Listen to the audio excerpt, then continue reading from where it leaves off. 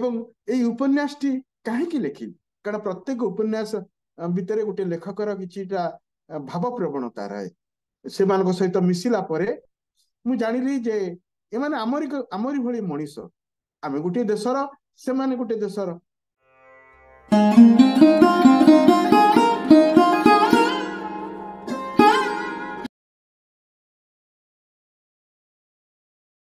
ସମସ୍ତଙ୍କୁ ନମସ୍କାର।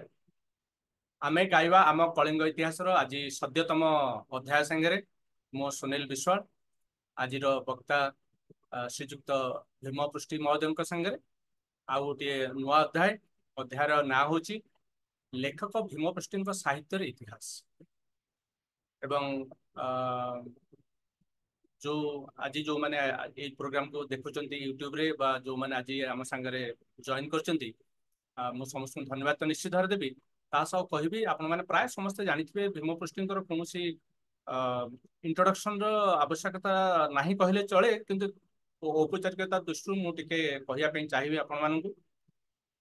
ଶ୍ରୀଯୁକ୍ତ ଭୀମ ପୃଷ୍ଟି ଧର୍ମଶାଳା ପାଖରେ କାଇମା ବୋଲି ଗ୍ରାମରେ ଜନ୍ମଗ୍ରହଣ କରିଥିଲେ, ଯୋଉଟାକି ଯାଜପୁର ଜିଲ୍ଲାରେ ଆସୁଛି। ଉତ୍କଳ ୟୁନିଭର୍ସିଟିରୁ MA, ତାପରେ ସିଏ ଅଧ୍ୟାପନାରେ ଯୋଗ ଦେଲେ ଏବଂ ସେଥିରୁ ଅବସର ନେଲେ। ତାଙ୍କର ସବୁଠାରୁ ବଡ଼ ପରିଚୟ ହେଉଛି ସେ ଓଡ଼ିଶାର ଗୋଟିଏ ଲେଖକ ଯାହାଙ୍କର ଲେଖାରେ ବହୁତ ସ୍ୱତନ୍ତ୍ରତା ଆପଣ ପାଇବେ। ଆଉ ଶ୍ରୀଯୁକ୍ତ ଭୀମ ପୃଷ୍ଟି ଅଳ୍ପ ଦିନ ପାଇଁ ପ୍ରଗତିବାଦୀ, ଧରିତ୍ରୀ ଆଉ ନୀତିଦିନ ସମ୍ବାଦପତ୍ରରେ ସମ୍ପାଦନାରେ ସହଯୋଗ ମଧ୍ୟ କରିଥିଲେ। ତାଙ୍କର ଅନେକ ଗଳ୍ପ ସଂକଳନ ରହିଛି, ଉପନ୍ୟାସ ରହିଛି ଏବଂ ଶିଶୁ ସାହିତ୍ୟ ମଧ୍ୟ ସେ ରଚନା କରିଛନ୍ତି। ତାଙ୍କର କିଛି ଲେଖା ଇଂରାଜୀରେ ମଧ୍ୟ ଅନୁବାଦ ହୋଇଛି ଏବଂ ସବୁତକ ବହୁତ ପାଠକୀୟ ଆଦର ଲାଭ କରିଛି। ଶ୍ରୀ ଭୀମ ପୃଷ୍ଟିଙ୍କର ସମ୍ପୂର୍ଣ୍ଣ ପୁରସ୍କାର ଏବଂ ଯେଉଁ ସମ୍ବର୍ଦ୍ଧନା ତାଙ୍କୁ ଦିଆଯାଇଛି, ଯଦି ସବୁତକ ଆମେ ଏଠି କହିବା ପାଇଁ ଚାହିଁବା ଆମର ଅନେକ ସମୟ ସେ ବାବଦରେ ଚାଲିଯିବ। ଆମେ ନିଶ୍ଚିତ ଭାବରେ ତାକୁ ଆମର ୟୁଟ୍ୟୁବରେ ଯେଉଁ ଅପଲୋଡ ହେବ ସେଇ ଡେସ୍କ୍ରିପସନରେ ସେଗୁଡ଼ାକ ସବୁ ଆମେ ଇନକ୍ଲୁଡ କରିବୁ।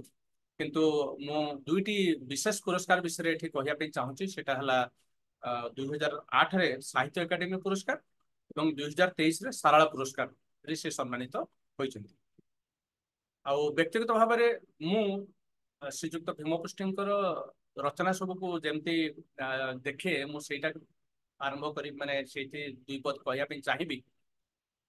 ତାଙ୍କର ଗପ ହଉ ବା ଉପନ୍ୟାସ ହଉ, ସେ ଯୋଉ ନାଁଟା ସେ ଦିଅନ୍ତି, ସେ ନାଁଟା ପଢିଲେ ଆପଣଙ୍କୁ ଆଗେ ଗୋଟେ ଲାଗିବ ଯେ ନା ନା ମୁଁ ଏଇଟା ଟିକେ ପଢିବା ଦରକାର ଟିକେ। ତାପରେ ଯେତେବେଳେ ଆପଣ ଭିତରେ ପଶିବେ, ଯୋଉ ସବୁ ଚରିତ୍ରକୁ ସେ ସବୁ ଚରିତ୍ର ଆଉ ସେ ଯୋଉ ପ୍ଲଟଟା ତିଆରି କରନ୍ତି, ମୋ ପାଇଁ ସେଇଟା ମୁଁ ଭାବୁଛି ଓଡ଼ିଶାର ସିଏ ଏତେ ସ୍ୱତନ୍ତ୍ର ଭାବରେ ଗୋଟେ ମାନେ ରଚନାର ଯୋଉ ଶୈଳୀ, ସେଇଟା ମୁଁ କେବଳ ଭୀମ ପୃଷ୍ଟିଙ୍କର ରଚନାରେ ମୁଁ ଦେଖିଛି। ଯେମିତି ତାଙ୍କର ଗୋଟିଏ ବହି ହଉଛି ଜମ୍ବୁଲୋକ। ଜମ୍ବୁଲୋକରେ ଦୁଇଟି ଚରିତ୍ର ମୁଁ କହିବି।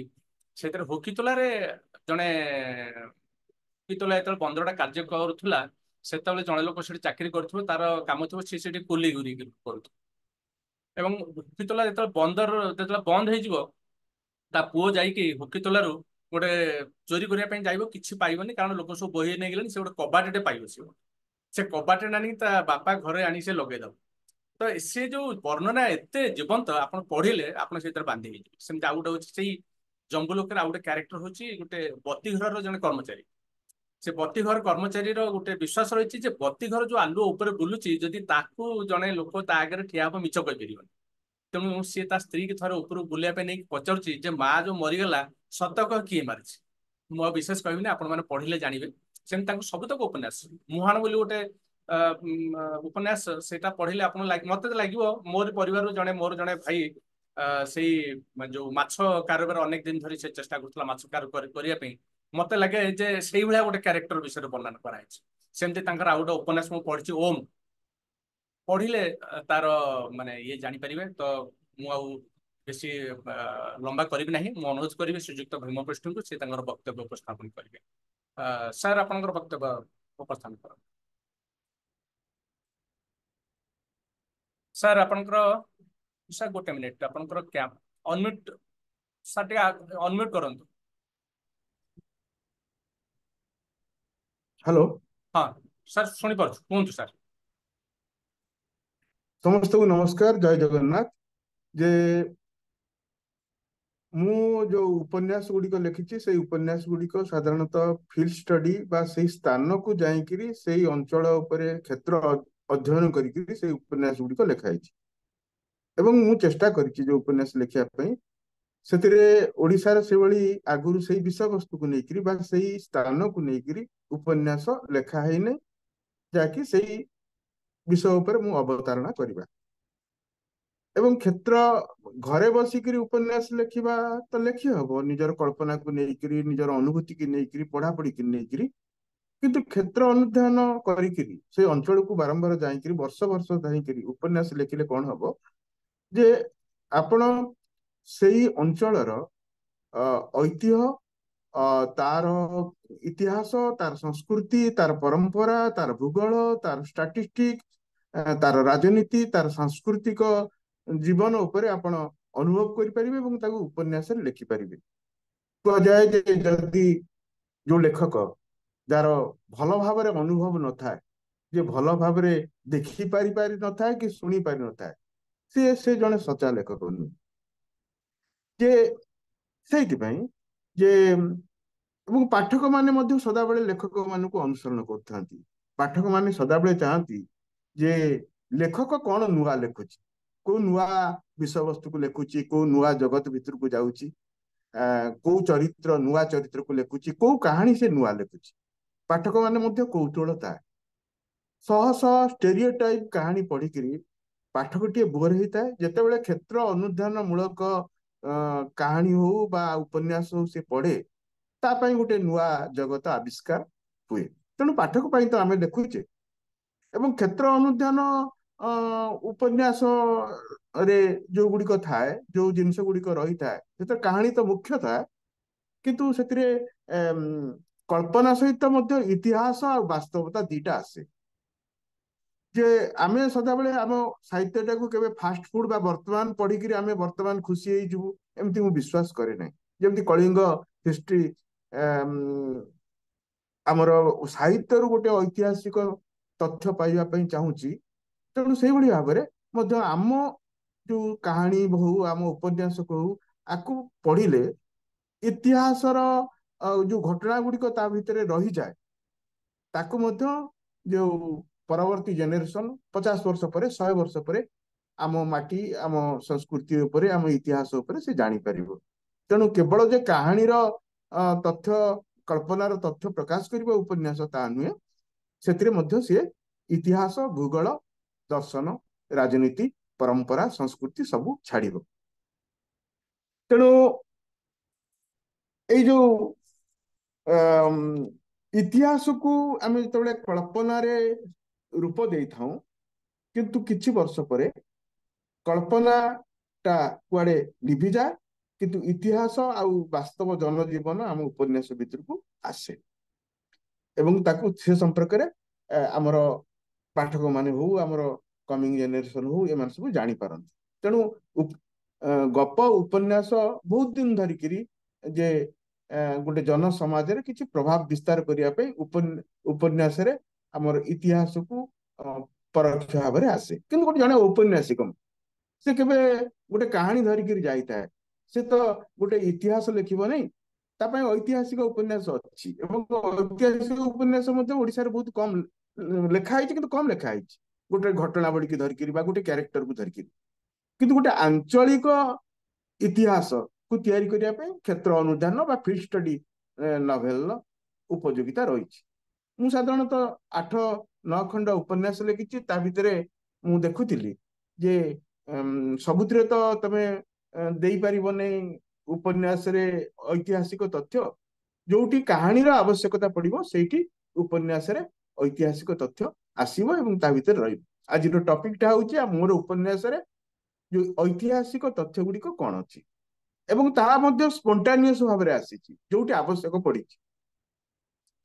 ମୁଁ ଏଇଠି 3ଟା ଉପନ୍ୟାସ ଉପରେ ଆଲୋଚନା କରିବି, ଯୋଉ ଉପନ୍ୟାସ ପାଇଁ ମତେ 5 ବର୍ଷ ସମୟ ଲାଗିଛି ସେ ଉପନ୍ୟାସ, ଗୋଟିଏ ଗୋଟିଏ ଉପନ୍ୟାସ ସାରିବା ପାଇଁ। ସେ ଜାଗାକୁ ଯିବା, ସେ ଲୋକମାନଙ୍କ ସହିତ ମିଶିବା, ସେ ଜାଗା ଉପରେ ବହିପତ୍ର ପଢିବା, ସେଠିକାର ଯୋଉ ବୟସ୍କ ଲୋକମାନଙ୍କଠୁ ସେମାନଙ୍କର କିମ୍ବଦନ୍ତୀ ଇତିହାସ ଜାଣିବା ଏବଂ ସେମାନଙ୍କ ସହିତ ମିଶିବା, ସେ ଗାଁର ବିଭିନ୍ନ ସାଂସ୍କୃତିକ ପରିବେଶ ଭିତରେ ସାମିଲ ହବା, ବିଭିନ୍ନ ଋତୁରେ ଯିବା, ବିଭିନ୍ନ ପର୍ବପର୍ବାଣୀରେ ଯିବା, ବିଭିନ୍ନ ପରିସ୍ଥିତିରେ ଯିବା, ତାପରେ ଯାଇକିରି ଗୋଟେ ଉପନ୍ୟାସ ସମ୍ଭବ ହେଇପାରୁଛି। ଏବଂ ଏଇ ଉପନ୍ୟାସ ଗୁଡିକ ଲେଖିବା ପାଇଁ ମତେ ନିଶ୍ଚିତ ଭାବରେ 5-6 ବର୍ଷ ଲାଗିଛି, ଗବେଷଣା କରିକି ଲେଖିବାକୁ ପଡୁଛି, କିନ୍ତୁ ଆର କାହାଣୀ ହଉଛି ମୂଳ ଭାଗ। ତିନୋଟି ଉପନ୍ୟାସ ଉପରେ ମୁଁ ଆଜି ଯୋଉ ଶ୍ରୋତା ମାନେ ଅଛନ୍ତି, ମୁଁ ସେ ବନ୍ଧୁ ମାନଙ୍କ ଆଗରେ ଆଲୋଚନା କରିବି। ଗୋଟିଏ ହଉଛି, ଦୁଇଟି ନଭେଲ ହଉଛି ସମୁଦ୍ର ଉପକୂଳବର୍ତ୍ତୀ, ଓଡିଶାର ସମୁଦ୍ର ଉପକୂଳବର୍ତ୍ତୀ ଅଞ୍ଚଳକୁ ନେଇକିରି, ଆଉ ଗୋଟେ ହଉଛି ଜଙ୍ଗଲର ଓଡିଶାର ଜାଙ୍ଗଲିକ ପୃଷ୍ଠଭୂମି ଉପରେ, ଜଙ୍ଗଲର ଜନଜୀବନକୁ ନେଇକିରି। ଆପଣମାନେ ଜାଣିଥିବେ ଯେ ଓଡିଶାର ବହୁ ଭାଗ ସମୁଦ୍ର ତଟରେ ରହିଛି, କିନ୍ତୁ ଯେତିକି ଭାବରେ ଗ୍ରାମାଞ୍ଚଳ ବା ସହରାଞ୍ଚଳ ବା ବ୍ୟକ୍ତିଗତ ସ୍ତରର ଉପନ୍ୟାସ ଲେଖା ହେଇଛି, କିନ୍ତୁ ସେତିକି ଆମର ସମୁଦ୍ର କୂଳବର୍ତ୍ତୀ ଅଞ୍ଚଳର ଜନଜୀବନକୁ ନେଇକି ଲେଖା ହେଇନାହିଁ। ଏବଂ ସେଇ ଉଦ୍ୟମ ମୁଁ 3ଟି ଉପନ୍ୟାସରେ କରିଛି, ଯେ ବିଭିନ୍ନ ପରିସ୍ଥିତିରେ, ବିଭିନ୍ନ ପରିବେଶରେ କିପରି ଉପକୂଳ ଅଞ୍ଚଳର ଲୋକମାନେ ସମୁଦ୍ର କୂଳରେ ସେମାନଙ୍କର ଜନଜୀବନ କଣ, ସେମାନଙ୍କର ଇତିହାସ କଣ। ଗୋଟେ ହଉଛି ମୁହାଣ, ଏବଂ ଆଉ ଗୋଟେ ହଉଛି ସମୁଦ୍ର ମଣିଷ, ଆଉ ଗୋଟେ ହଉଛି ଜମ୍ବୁଲୋକ। এই 3ଟି ହଉଛି ସମୁଦ୍ର ଉପକୂଳବର୍ତ୍ତୀ, ଓଡିଶାର ସମୁଦ୍ର ଉପକୂଳବର୍ତ୍ତୀ ଜନଜୀବନର ବାସ୍ତବ ଜୀବନ ଏବଂ ଇତିହାସର କଥା। ମୁଁ ଆଜି ପ୍ରଥମେ ଯୋଉ ଉପନ୍ୟାସ ଉପରେ ଆଲୋଚନା କରିବି ତାହା ହଉଛି ମୁହାଣ। ଆପଣମାନଙ୍କୁ ମୁଁ ଦେଖେଇ ଦଉଛି, ଏଇ ବହିଟି ହଉଛି ମୁହାଣ, ଏବଂ ତା ଏଇ ବହିଟି ଲେଖିବା ପାଇଁ 2000 ମସିହା ପୂର୍ବରୁ ମୁଁ ଲେଖିଥିଲି। यार पृष्ठभूमि हूँ बालेश्वर जिला चांदीपुर पाखर बलरामगढ़ी। मु कहीं लिखिली जे यही उपन्यासटी, कारण से वर्तमान जो चांदीपुर जो बलरामगढ़ी बर्तमान माछ जेटी टलर भुटभुटी माने माछ जाइक धरुचंती, मत्स्यजीवी मानकर गोटे दुनिया हो जाइए। एवं आर जो बलरामगढ़ी जो इतिहास होची गोटे प्राचीन गोटे प्राचीन गोटे कौन गोटे शक्तिशाली इतिहास रही ओडिशा पे, जे गोटे बाले ईश्वर बंदर से प्राचीन बालेश्वर मंदिर थिला, एवं जाति जातिक सभ्यता संस्कृति से बलरामगढ़ी बा बालेश्वर बंदर देकिरी आसिकिरी ओडिशा रे प्रवेश करथिले। एवं पृथ्वीर विभिन्न देशरू जो लोक मैंने आसिले से देशर संस्कृति परंपरा एटिकी आणले, बोईकिरी आणले। तेणु ये गोटे गोटे समृद्धशाली जिल्ला रे परिणत हो पारिथिला बालेश्वर। तेणु आर कहानी अलग अछि, किंतु ये कहानी माध्यम रे कहानी होची वास्तवता को लेकर, कारण गोटे पिलाटी संघर्ष करुची माछ गोदाम रही वर्तमान रो कहानी, एवं सुखुआ गोदाम रही निजे चाहूँ गोटे भुटभुटी कर माछ धर स्वाधीन भाव तार सी तार बचीब, किंतु तारी भितर तार विपर्जय होता पारिवारिक जीवन कथा परकिया भितर से रही।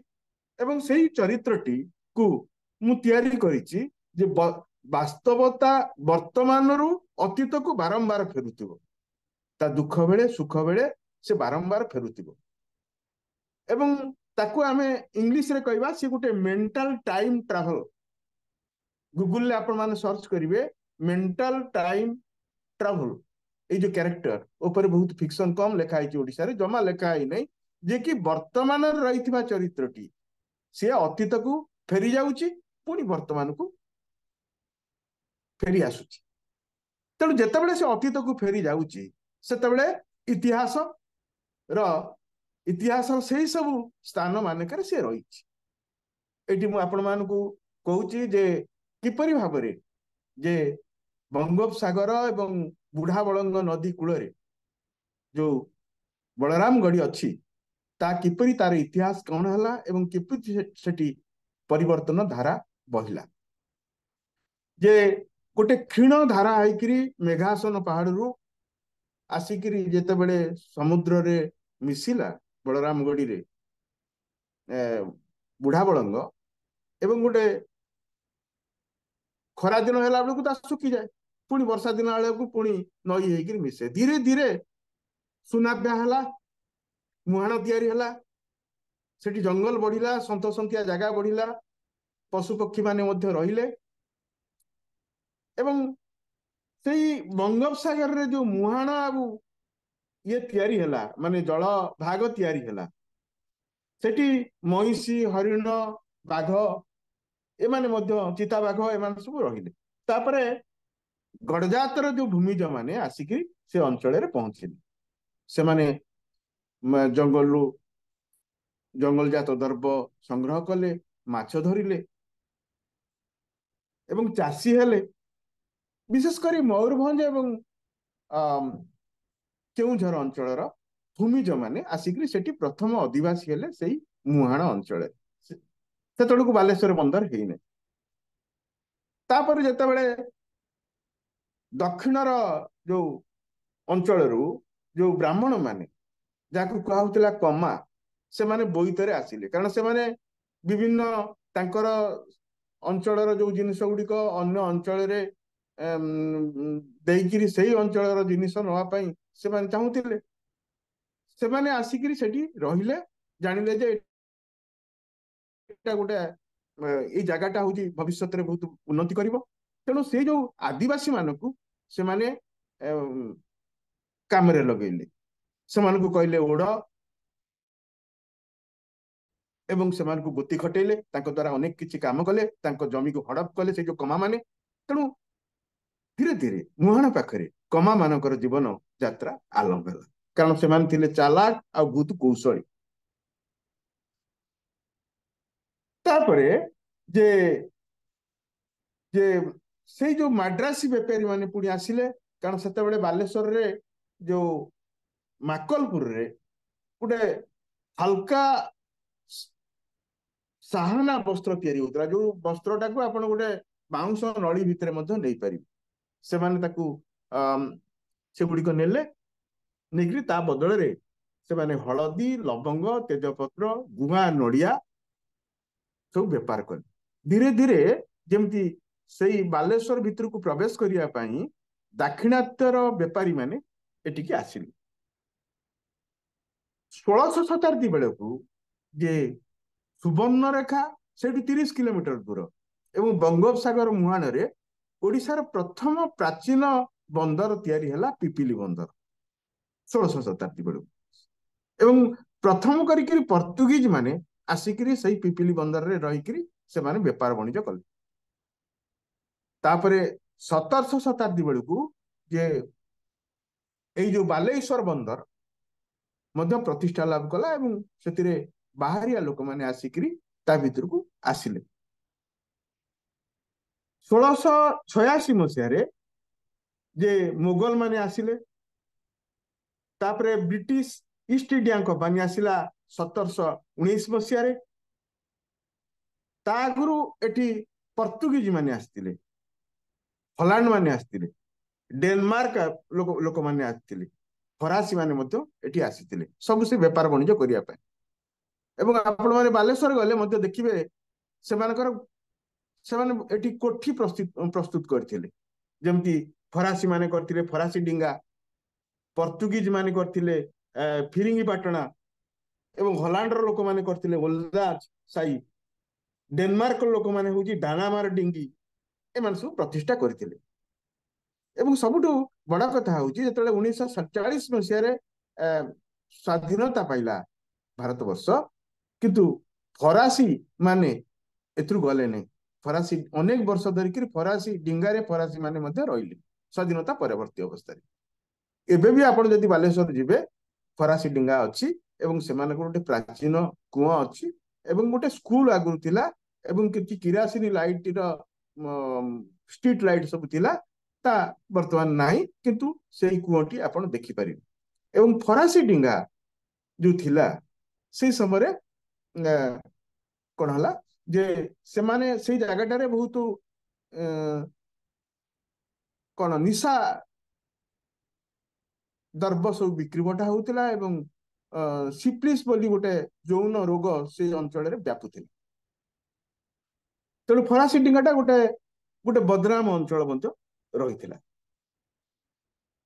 ଏବଂ ଏଇ ଯୋଉ ମୁହାଣ ଯୋଉ ବିଭିନ୍ନ ଭାରତ ବର୍ଷ ପୃଥିବୀର ବିଭିନ୍ନ ଲୋକ ବିଭିନ୍ନ ଦେଶରୁ ଲୋକମାନେ ଆସିକିରି ମୁହାଣରେ ପହଞ୍ଚିକିରି ସେ ଯୋଉ ଗେଟ୍ ୱେ ଦେଇକିରି ବାଲେଶ୍ୱର ବନ୍ଦରରେ ବାଲେଶ୍ୱର ବନ୍ଦରରେ କୋଠି ତିଆରି କଲେ, ବେପାର ବାଣିଜ୍ୟ କଲେ। ସବୁ ଆମ ଇତିହାସ କାର ମାନେ କୁହନ୍ତି ଯେ କୁବେର ବଂଶର ଯୋଉ ଭୂଇଁଆ ମାନେ, ଯୋଉମାନଙ୍କୁ କୁହାଯାଉଛି ସମୁଦ୍ର ତଟରକ୍ଷକ, ସିଏ ଏକମାତ୍ର ସେମାନଙ୍କୁ ବିରୋଧ କରୁଥିଲେ। ଭୂଇଁଆ ମାନେ ହିଁ ଥିଲେ ଆମର ପ୍ରଥମ ଯେ ସ୍ୱାଧୀନତା ସଂଗ୍ରାମୀ। ସେମାନେ ମୁହାଣର ଏଇ ଯୋଉ ଅନୁପ୍ରବେଶକାରୀ ମାନଙ୍କୁ ବିରୋଧ କରୁଥିଲେ। ସେମାନେ ପାରୁନଥିଲେ, ତାଙ୍କ ପାଖରେ ଏତେ ଲୋକବଳ ନଥିଲା, କିନ୍ତୁ ଶେଷ ପର୍ଯ୍ୟନ୍ତ ବ୍ରିଟିଶ ଆସିବା ପର୍ଯ୍ୟନ୍ତ ସେମାନେ ଶେଷ ପର୍ଯ୍ୟନ୍ତ ସେମାନଙ୍କ ସହିତ ଯୁଦ୍ଧ କରୁଥିଲେ ଭୂଇଁଆ ମାନେ। ଏବଂ ସେମାନେ ପ୍ରକୃତରେ ଯେ ମୁହାଣର ତଟରକ୍ଷକ ମାନେ ହଉଛନ୍ତି ପ୍ରକୃତରେ ପ୍ରଥମ ସ୍ୱାଧୀନତା ର ଯୋଉ ସଂଗ୍ରାମ ସେ ତିଆରି କରିଥିଲେ, ଏଠି ସେଇ ପରିବେଶ ତିଆରି କରିଥିଲେ। ଏବଂ ଏଠି 1803 ମସିହାରେ ଯେ ନାଗପୁରର ଭୋସଲା ର ଯୋଉ ରାଜାଙ୍କର ଲୋକ ମରହଟ୍ଟା ମାନେ ଆସିକିରି ଏଠି ମଧ୍ୟ ଶାସନ କରିଥିଲେ। ଏବଂ ସେମାନେ ଯୋଉ ମୋତିଗଞ୍ଜ ବଜାର ବର୍ତ୍ତମାନ ଅଛି ତାକୁ ସେ ପ୍ରତିଷ୍ଠା କରିଥିଲେ। ଏବଂ ମାନସିଂଙ୍କର ମାନସିଂଙ୍କର ଯୋଉ ମାନସିଂ ମଧ୍ୟ ଏଠିକି ଆସିକି ରହିଥିଲେ ଆକବରଙ୍କର ମନ୍ତ୍ରୀ, ଏବଂ ଏଠି ମଧ୍ୟ ସେଇ ମାନସିଂ ପାଟଣା ମଧ୍ୟ ପ୍ରତିଷ୍ଠା ହେଇଥିଲା। ତାମାନେ ବିଭିନ୍ନ ବାଲେଶ୍ୱର ଉପରେ ବିଭିନ୍ନ ଯୋଉ ରାଜା ମହାରାଜା ମୋଗଲ ସମ୍ରାଟ ମାନେ ଏବଂ ଇଂରେଜ ମାନେ ସବୁ ଅଧିକାର କରିକିରି ବିଭିନ୍ନ ସମୟରେ ସେମାନେ ଶାସନର ଅଧିକାରୀ ହେଇକି ରହିଥିଲେ। ସେତେବେଳେ ବାଲେଶ୍ୱର ସହର ଯୋଉଟା ଆଜି ଆପଣ ମାନେ ଦେଖୁଛନ୍ତି, ବାଲେଶ୍ୱର ସହର ବୋଲି କିଛି ନଥିଲା। ବାଲେଶ୍ୱର ଗୋଟେ ଛୋଟିଆ ଗାଁଟିଏ ଥିଲା। ଆକ୍ଚୁଆଲି ସହର ଥିଲା ଆପଣଙ୍କର ମୁହାଣ ବା ବାଲେଶ୍ୱର ବନ୍ଦର। ସେଠି କଳକାରଖାନା ତିଆରି ହେଇଥିଲା। ଇଂରେଜ ମାନେ ଲୁଣ ପୋକ୍ତାନ ଲୁଣ ସବୁ ଦେଶୀ ଲୁଣ ର କାରଖାନା ସବୁ ବସେଇଥିଲେ। ସହର ବଜାର ଥିଲା। ଏବଂ ବାଲେଶ୍ୱରର ଗାଁ ଗହଳିର ଲୋକମାନେ ବାଲେଶ୍ୱରର ଏଇ ଯୋଉ ବଳରାମଗଡି ବା ବାଲେଶ୍ୱର ବନ୍ଦରକୁ ଆସୁଥିଲେ, ସହରକୁ ଆସୁଥିଲେ ବୁଲିବା ପାଇଁ ବା ଜିନିଷ ପତ୍ର କିଣିବା ପାଇଁ। ଗୋଟେ ବିଶାଳ ବନ୍ଦର ସହର ମୁହାଣ ପାଖରେ ବଳରାମଗଡିରେ ତିଆରି ହେଇଥିଲା। ଏବଂ ଏଠି ଯୋଉ ଫିରିଙ୍ଗି ଲୋକମାନେ ସେମାନେ କଣ କରୁଥିଲେ, ଯେ ବଙ୍ଗଳାରୁ ଯୋଉ ମୁସଲମାନ ମାନଙ୍କୁ ଆଣିକିରି ଏଇ ମୁହାଣ ମୂଳରେ ସେ ମଣିଷ ବିକ୍ରିର ହାଟ ମଧ୍ୟ କରୁଥିଲେ। ଏବଂ ସେମାନେ କଣ କରୁଥିଲେ, ଯେ ମଣିଷ ମାନଙ୍କୁ ଯୋଉ କ୍ରୀତଦାସ ମାନଙ୍କୁ ଏଇଠି ମଧ୍ୟ ବିକୁଥିଲେ। ଧୀରେ ଧୀରେ ସେମାନଙ୍କ ପ୍ରାଦୁର୍ଭାବ କମିଲା। ମରହଟ୍ଟା ମାନଙ୍କର, ମୋଗଲ ମାନଙ୍କର, ଇଂରେଜ ମାନଙ୍କର ଶାସନ ତଥାପି ରହିଲା। କାରଣ ଇଂରେଜ ମାନେ ଏଠି ଯୋଉ ଆସିଥିଲେ, ସେମାନେ ଏଠି ଦେଖିଲେ ପର୍ତ୍ତୁଗୀଜ ମାନଙ୍କ ସହିତ ସେମାନଙ୍କର ଯୁଦ୍ଧ ହେଲା। ପର୍ତ୍ତୁଗୀଜ ମାନେ ତାକୁ ରଖେଇ ଦେଲେନି। ତେଣୁ ଇଂରେଜ ମାନେ ଯୋଉ କାଟ୍ରାଇଟ ସାହେବ ଆସିଥିଲେ, ସ୍ମାନ ଜାହାଜରେ ଚଢିକିରି ପ୍ରଥମେ ଆସିଥିଲେ ଏଠି ରହିବା ପାଇଁ, କୋଠି ପ୍ରତିଷ୍ଠା କରିବା ପାଇଁ କିଛି ଦିନ ରହିଲେ। କିନ୍ତୁ ମ୍ୟାଲେରିଆ ପ୍ରବଣତାରେ ପଡିକିରି ସିଏ ଏଠୁ ଚାଲିଗଲେ। ଯାଇକିରି କଲିକତା ଗୋବିନ୍ଦପୁର ଏଇ ଯୋଉ ଗାଁରେ ସିଏ କଲିକତା ପ୍ରତିଷ୍ଠା କଲେ।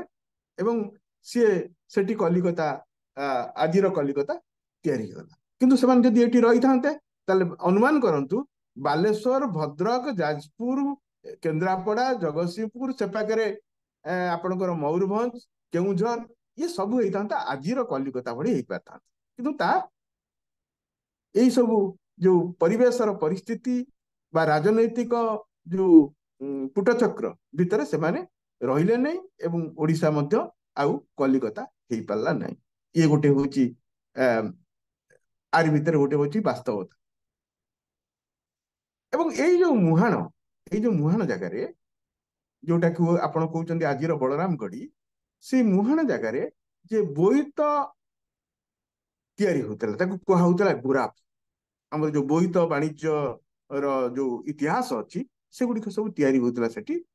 ଏବଂ ବଡ ବଡ ବୋଇତ ଯୋଉଗୁରା କି 5,000 10,000 ମହଣର ଭାର ବୋଇ ପାରୁଥିବା ଗୁରାପ ସବୁ ତିଆରି ହଉଥିଲା ଏବଂ ପ୍ରତିଯୋଗିତାମୂଳକ ଭାବରେ ଗୁରାପ ସବୁ ତିଆରି ହଉଥିଲା। ଆପଣ ମାନେ ସବୁ ନାଁ ଶୁଣିଥିବେ ଯେ ରଘୁନାଥ ପ୍ରସାଦ, କାଳିକା ପ୍ରସାଦ, କମଳା ପ୍ରସାଦ, ଏସବୁ ଗୁରାପ ତିଆରି ହଉଥିଲା। ଏବଂ ଓଡ଼ିଶାର ଯୋଉ ଧାନ ହଉ ବା ଲୁଣ ହଉ ଏକୁ ନେଇକରି ଏଇ ଅଞ୍ଚଳରୁ ବା ଏଇ ଗୁରାପ ଗୁଡିକ ଯାଉଥିଲା ବିଦେଶକୁ ଯାଉଥିଲା, ଜାମା ସୁମିତ୍ରାକୁ ଯାଉଥିଲା। ତେଣୁ ଗୋଟେ ନୌ ବାଣିଜ୍ୟର ଗୋଟେ ପରିବେଶ ତିଆରି ହଉଥିଲା ଏବଂ ଏଠି ଗୁରାପ ତିଆରି ହଉଥିଲା ଏବଂ ଜାହାଜ ମଧ୍ୟ ତିଆରି ହଉଥିଲା, ତାର କଳକାରଖାନା ମଧ୍ୟ ଥିଲା। ତାହେଲେ ମୁହାଣଟା ଗୋଟେ ସମୃଦ୍ଧଶାଳୀ ଅଞ୍ଚଳ, ଗୋଟେ ଶିଳ୍ପାଞ୍ଚଳ ଆଉ ଓଡ଼ିଶାର ମୁଖ୍ୟ ଦ୍ୱାର ହେଇକି ରହିଥିଲା। ଏବଂ ଏଠି ଆପଣମାନେ ତ ଜାଣିଥିବେ ଯେ ବାଲେଶ୍ୱର ବହୁତ କ୍ଷେତ୍ରରେ ଆମର ସ୍ୱାଧୀନତା ସଂଗ୍ରାମ କୁହନ୍ତୁ, ଭାଷା ସାହିତ୍ୟ ପାଇଁ କୁହନ୍ତୁ, ଏଠି ଭାରି ମାନେ ତାର ଅବଦାନ ବହୁତ ଅଛି। ଯେତେବେଳେ ବାଘା ଯତୀନଙ୍କର ମୁହାଣ ପାଖରେ ଆର ପାଖରେ ଗାଁ, ସିଏ ମଧ୍ୟ ସେଇଠି ଶହୀଦ ହେଇଥିଲେ ଏବଂ ସିଏ ଆସିଥିଲେ ବାଲେଶ୍ୱରର ଯୋଉ ଡାକ୍ତରଖାନାରେ ସିଏ ମଧ୍ୟ ମୃତ୍ୟୁବରଣ କରିଥିଲେ। ତାର ଯୋଉ ସାଥୀ ଯିଏ ମନୋରଞ୍ଜନ, ସିଏ ମଧ୍ୟ ଆରେଷ୍ଟ ହେଇଥିଲେ ବାଲେଶ୍ୱରରେ ଏବଂ ତାକୁ ବାଲେଶ୍ୱରର ଯୋଉ ଥାନା ବର୍ତ୍ତମାନ ଅଛି ପ୍ରାଚୀନ ଥାନା, ସେଇଠି ମଧ୍ୟ ତାକୁ ରଖା ହେଇଥିଲା। ଏବଂ ଯୋଉ ଆପଣଙ୍କର ଯାହାକୁ ବଙ୍କିମ ଚନ୍ଦ୍ର ବୋଲି ଆପଣ ଆମର ବିଶିଷ୍ଟ ସାହିତ୍ୟିକ ବେଙ୍ଗଲର, ସିଏ ମଧ୍ୟ ବାଲେଶ୍ୱରରେ ଜନ୍ମ ହୋଇଥିଲେ ଏବଂ ବାଲେଶ୍ୱରରେ ସେ ବଟେଶ୍ୱରରେ ଉଦ୍ଦାଳକ ଆଡଙ୍କ ଘରେ, ଉଦ୍ଦାଳକ ଆଡ ବୋଲି ଜଣେ ଥିଲେ, ତାଙ୍କ ଘରେ ଘର ଭଡା ନେଇକି ରହୁଥିଲେ ତାଙ୍କ ବାପା ଦାରୋଗା ଯାଦବ ଚାଟାର୍ଜୀ, ଇଂରେଜ ମାନଙ୍କର ଯିଏ ଦାରୋଗା ଥିଲେ, ସିଏ ଏଇଠି ଜନ୍ମ ହେଇଥିଲେ ଏବଂ ସ୍କୁଲରେ ପାଠ ପଢୁଥିଲେ।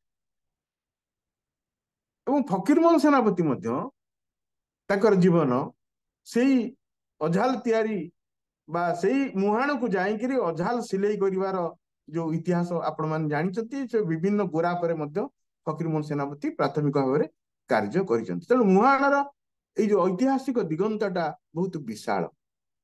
ଏବଂ ମୁହାଣ ଯେତେବେଳେ ଜନ୍ ଭୀମ୍ସ ଯେ ଜିଲ୍ଲାପାଳ ହେଇକିରି ଆସିଲେ, ଏଇ ମୁହାଣ ପାଖରେ ଗୋଟେ କୋଠି କରିକିରି ସେ ରହିଲେ ଏବଂ ବାଲେଶ୍ୱରରୁ ଆସିକିରି, କଚେରୀରୁ ଆସିକିରି ସେ ଅନେକ ସମୟ ଏଇ ମୁହାଣ ପାଖରେ ରହିକିରି ସେ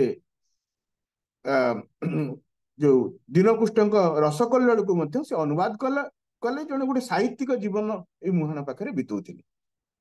ତେଣୁ ଏମିତି ଭାବରେ ମୁହାଣ ଉପନ୍ୟାସରେ ଏଇ ଯୋଉ କଥା ମୁଁ କହିଲି ଏ ଯୋଉ ମେଣ୍ଟାଲ ଟାଇମ ଟ୍ରାଭେଲ ମାଧ୍ୟମରେ ମାତ୍ର 100 ପେଜର ଉପନ୍ୟାସ, କିନ୍ତୁ ଏଥିରେ ଗୋଟେ ବିଶାଳ ଇତିହାସର ଭିତ୍ତିଭୂମି ରହିଲା।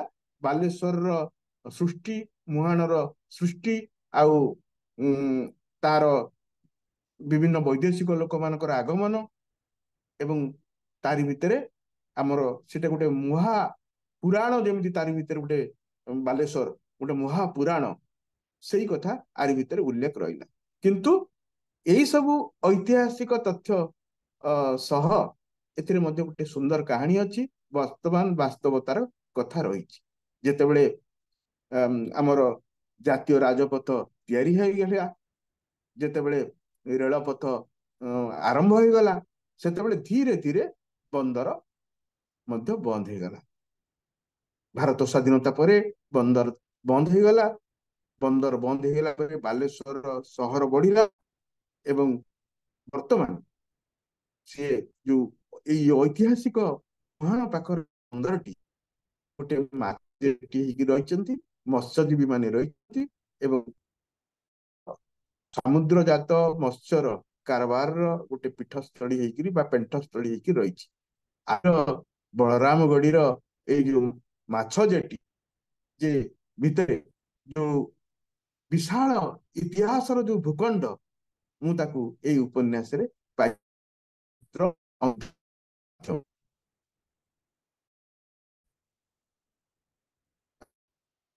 ଉପନ୍ୟାସର କଥା। ତେଣୁ ଯଦି ମାତ୍ର 97-98 ପୃଷ୍ଠାର ଉପନ୍ୟାସ ତାକୁ ଯଦି ଆପଣ ପଢିବେ ତାହେଲେ ତାକୁ ସେଇ ଉପନ୍ୟାସରେ ମୁଁ କିପରି ଭାବରେ ସଂକ୍ଷିପ୍ତ ଭାବରେ ଗୋଟେ ବିଶାଳ ଇତିହାସକୁ କାହାଣୀ ଭିତରେ ଲେଖିଛି ଆପଣ ମାନେ ଜାଣିପାରିବେ। ତାପରେ ମୋର ଦ୍ୱିତୀୟ ଉପନ୍ୟାସ ହଉଛି ଓମ୍। এই উপন্যাসটি ওম। এই উপন্যাসটি যে এই উপন্যাসটি ମୁଁ ମଧ୍ୟ ଇତିହାସର କଥା ରହିଛି ବୋଲି ମୁଁ ଆଲୋଚନା କରୁଛି, ଅନ୍ୟ ଉପନ୍ୟାସକୁ ଆଲୋଚନା କରୁନାହିଁ। ଯେହେତୁ ଆଜିର ଯୋଉ ବିଷୟବସ୍ତୁ ହଉଛି ଯେ ଉପନ୍ୟାସରେ ଇତିହାସର କଥାବସ୍ତୁ କିପରି ରହିଛି, ତେଣୁ ଏଠି ମୁଁ ଇତିହାସର କୁ ଜାଣି ଶୁଣିକିରି ଏଠି ଆଣି ନାହିଁ।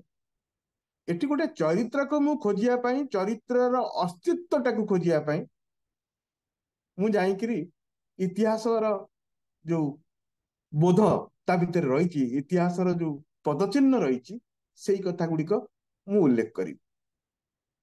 ଆପଣମାନେ ଜାଣିଥିବେ ଯେ ଓମ୍ ଯୋଉ ଉପନ୍ୟାସଟି ଆପଣ ମାନେ ପଢିଥିବେ, ମୁଁ ଖାଲି ସଂକ୍ଷିପ୍ତରେ ତାର କାହାଣୀ କହିଦଉଛି ଯେ ଓମ୍ରେ ଦି ଭାଇ ସେମାନେ ଯାଇଛନ୍ତି ଜୋରନ୍ଦା ମେଳା।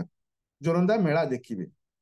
ଆପଣ ମାନେ ଜାଣିଛନ୍ତି ଜୋରନ୍ଦା ମେଳା କେତେ ବିଶାଳ ବର୍ତ୍ତମାନ ହଉଛି, ଏବଂ ସେଇ ମେଳା ଭିତରେ ବଡ ଭାଇ ପାଖରୁ ସାନ ଭାଇଟି ହଜିଯାଇଛି ମାନେ ନିଜେ ଜାଣି ଶୁଣିକିରି ପଳେଇଛି। କାରଣ ସିଏ ଧର୍ମ ଆରି ଭିତରେ ଟିକେ ସେଇ ଯୁବକ ବେଳରେ ବହୁତ ଲୋକମାନେ, ପିଲାମାନେ, ଯୁବକ ମାନେ ଏଇ ଯୋଉ ଅସ୍ତିତ୍ୱହୀନତା ଅନୁଭବ କରନ୍ତି, ତାର ଭିତରୁ ସେ ବଡ ଭାଇ ର ହାତ ଛାଡି ଦେଇଛି ଏବଂ କହିଛି ଯେ ଭୀମ ଭୋଇ ମହିମା ଧର୍ମ ଏମିତି କଣ କହିଛି ଏବଂ ପଳେଇଛି। ଏ ଘରକୁ ଫେରିଛି, ତା ସ୍ତ୍ରୀ ଅନ୍ତଃସତ୍ତ୍ୱା ଅଛି ଏବଂ କହୁଛି ଯେ ତମ ମା ମଲା ପରେ ମୋ ପାଖରେ ପୁଅ ହେଇକିରି ବି ସେ ରହିଥିଲା, ମା ତା ଦାୟିତ୍ୱ ଦେଇଥିଲା, ତାକୁ ତମେ ହଜେଇ ଦେଇଛ, ତାକୁ ତମେ ଆଣ, ତମେ ନ ଆଣିଲା ପର୍ଯ୍ୟନ୍ତ ତମେ ଘରକୁ ଫେର ନା। ବଡ ଭାଇ ଯାଇଛି, ସେ ଭାବିଛି ଯେ ସେ ଏସବୁ ମହିମା ଧର୍ମ ସ୍ଥାନରେ ତା ସାନ ଭାଇଟି ଅଛି, କିନ୍ତୁ ବିଭିନ୍ନ ମହିମା ଅଞ୍ଚଳ ବୁଲୁଛି, କିନ୍ତୁ ସାନ ଭାଇକି ପାଉନାହିଁ। ମହାବାତ୍ୟା ହେଇଛି, ଘରକୁ ଫେରିଛି। ଘରକୁ ଫେରିଲା ପରେ ସେ ଦେଖୁଛି ଯେ ଘରର ଦାୟିତ୍ୱ ଏ ଲୋକ ନେଇନି, ଆକୁ ଇଏ ଖୋଜୁଛି ମାୟାରେ, କିନ୍ତୁ ସିଏ ଘରର ଦାୟିତ୍ୱ ନେଇଛି। ତା ଭିତରୁ ଘରକୁ ଫେରିକିରି ଘର ନୂଆ କରିକି ତିଆରି କରୁଛି। ପୁଅଟିଏ ହେଇଛି, ତା ସ୍ତ୍ରୀ ମଧ୍ୟ ଘର ତିଆରି ତାକୁ ସହଯୋଗ କରୁଛି। ତାର ଗୋଟେ ଭାବାନ୍ତର ହେଇଛି ଯେ ଯଦି ମୋ ଅନୁପସ୍ଥିତିରେ ମୋ ଘର ରହିପାରିଲା, ତିଆରି ହେଇପାରିଲା, ତେଣୁ ମୋର ଏଠି କିଛି ଆବଶ୍ୟକ ନାହିଁ। ସେ ପୁଣି ମହିମା ଧର୍ମ ଭିତରକୁ ସେବା କରିବା ପାଇଁ ସେ ବଡ ଭାଇ ପଳେଇଛି। ଏଇଟା ହଉଛି କାହାଣୀ। ତାମାନେ ଆମ ଭିତରେ, ଗୋଟେ ମଣିଷ ଭିତରେ ରିଲିଜିୟନ୍ସ ଟାକୁ ଆପଣ ବହି ମାଧ୍ୟମରେ ଦେଇପାରିବେନି, ବା କୌଣସି ପ୍ରପାଗଣ୍ଡା କରିକି ତା ଭିତରେ ଧର୍ମକୁ ପୁରେଇ ଦେଇପାରିବେନି, ସେବାକୁ ପୁରେଇ ପାରିବେନି। ସିଏ ଯେତେବେଳେ ନିଜେ ଅନୁଭବ କରିବ, ସେତେବେଳେ ସେ ଯାଇକି ସେଇ ଧର୍ମ, ସେଇ ସେବା ଭିତରକୁ ଯାଇପାରିବ। ସେଇ ଯୋଉ ଫିଲିଂସଟା କୁ ଆଣିଛି ଏଇ ଉପନ୍ୟାସରେ। ତେଣୁ ଭୀମ ଭୋଇ ଏଇ ଉପନ୍ୟାସରେ ମୁଖ୍ୟ ଚରିତ୍ର ନୁହନ୍ତି, ମହିମା ସମାଜ ଭିତରୁ ସେ ଗୋଟେ ଅଂଶ, କିନ୍ତୁ ସେ ଯେମିତି ଏଇ ଉପନ୍ୟାସରେ ମୁଖ୍ୟ ଚରିତ୍ର ହେଇଛନ୍ତି ଏବଂ ଐତିହାସିକ ବ୍ୟକ୍ତିତ୍ୱ ହେଇଛନ୍ତି।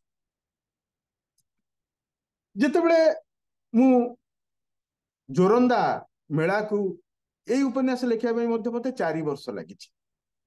2 ବର୍ଷ ମହିମା ସମାଜରେ ସମ୍ପର୍କରେ ଜାଣିଛି, ମହିମା ସନ୍ନ୍ୟାସୀ ମାନଙ୍କ ସହିତ ମିଶିଛି, ବିଭିନ୍ନ ଗାଁରେ ବୁଲିଛି, ସେମାନଙ୍କ ବହିପତ୍ର ପଢାପଢି କରିଛି। ଆଉ 2 ବର୍ଷ ଯାଇକି ଭୀମ ଭୋଇକି ଖୋଜିଛି।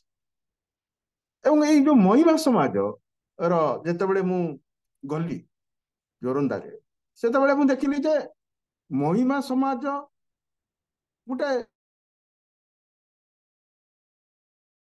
ଧର୍ମ ନୁହେଁ, ଏ ଗୋଟେ ସାମାଜିକ ଅନୁଷ୍ଠାନ। ଆମେ ତାକୁ ଧର୍ମ ବୋଲି କହୁଛେ, ମହିମା ଧର୍ମ ବୋଲି କହୁଛେ। ପ୍ରକୃତରେ ଏଟା ହଉଛି ଗୋଟେ ସାମାଜିକ ଅନୁଷ୍ଠାନ। ଓଡିଶାର ଇଏ ଗୋଟେ ସୁନ୍ଦର ସାମାଜିକ ଅନୁଷ୍ଠାନ, ସାମାଜିକ କାର୍ଯ୍ୟକ୍ରମ। ଏଠି ଯୋଉ 1826 ମସିହାରେ ଯୋଉ ମହିମା ଗୋସାଇଁ ଆସିକି, ଇତିହାସରେ ଅନେକ କଥା ଅଛି, ସତ୍ୟ ଅର୍ଦ୍ଧସତ୍ୟ ଅଛି।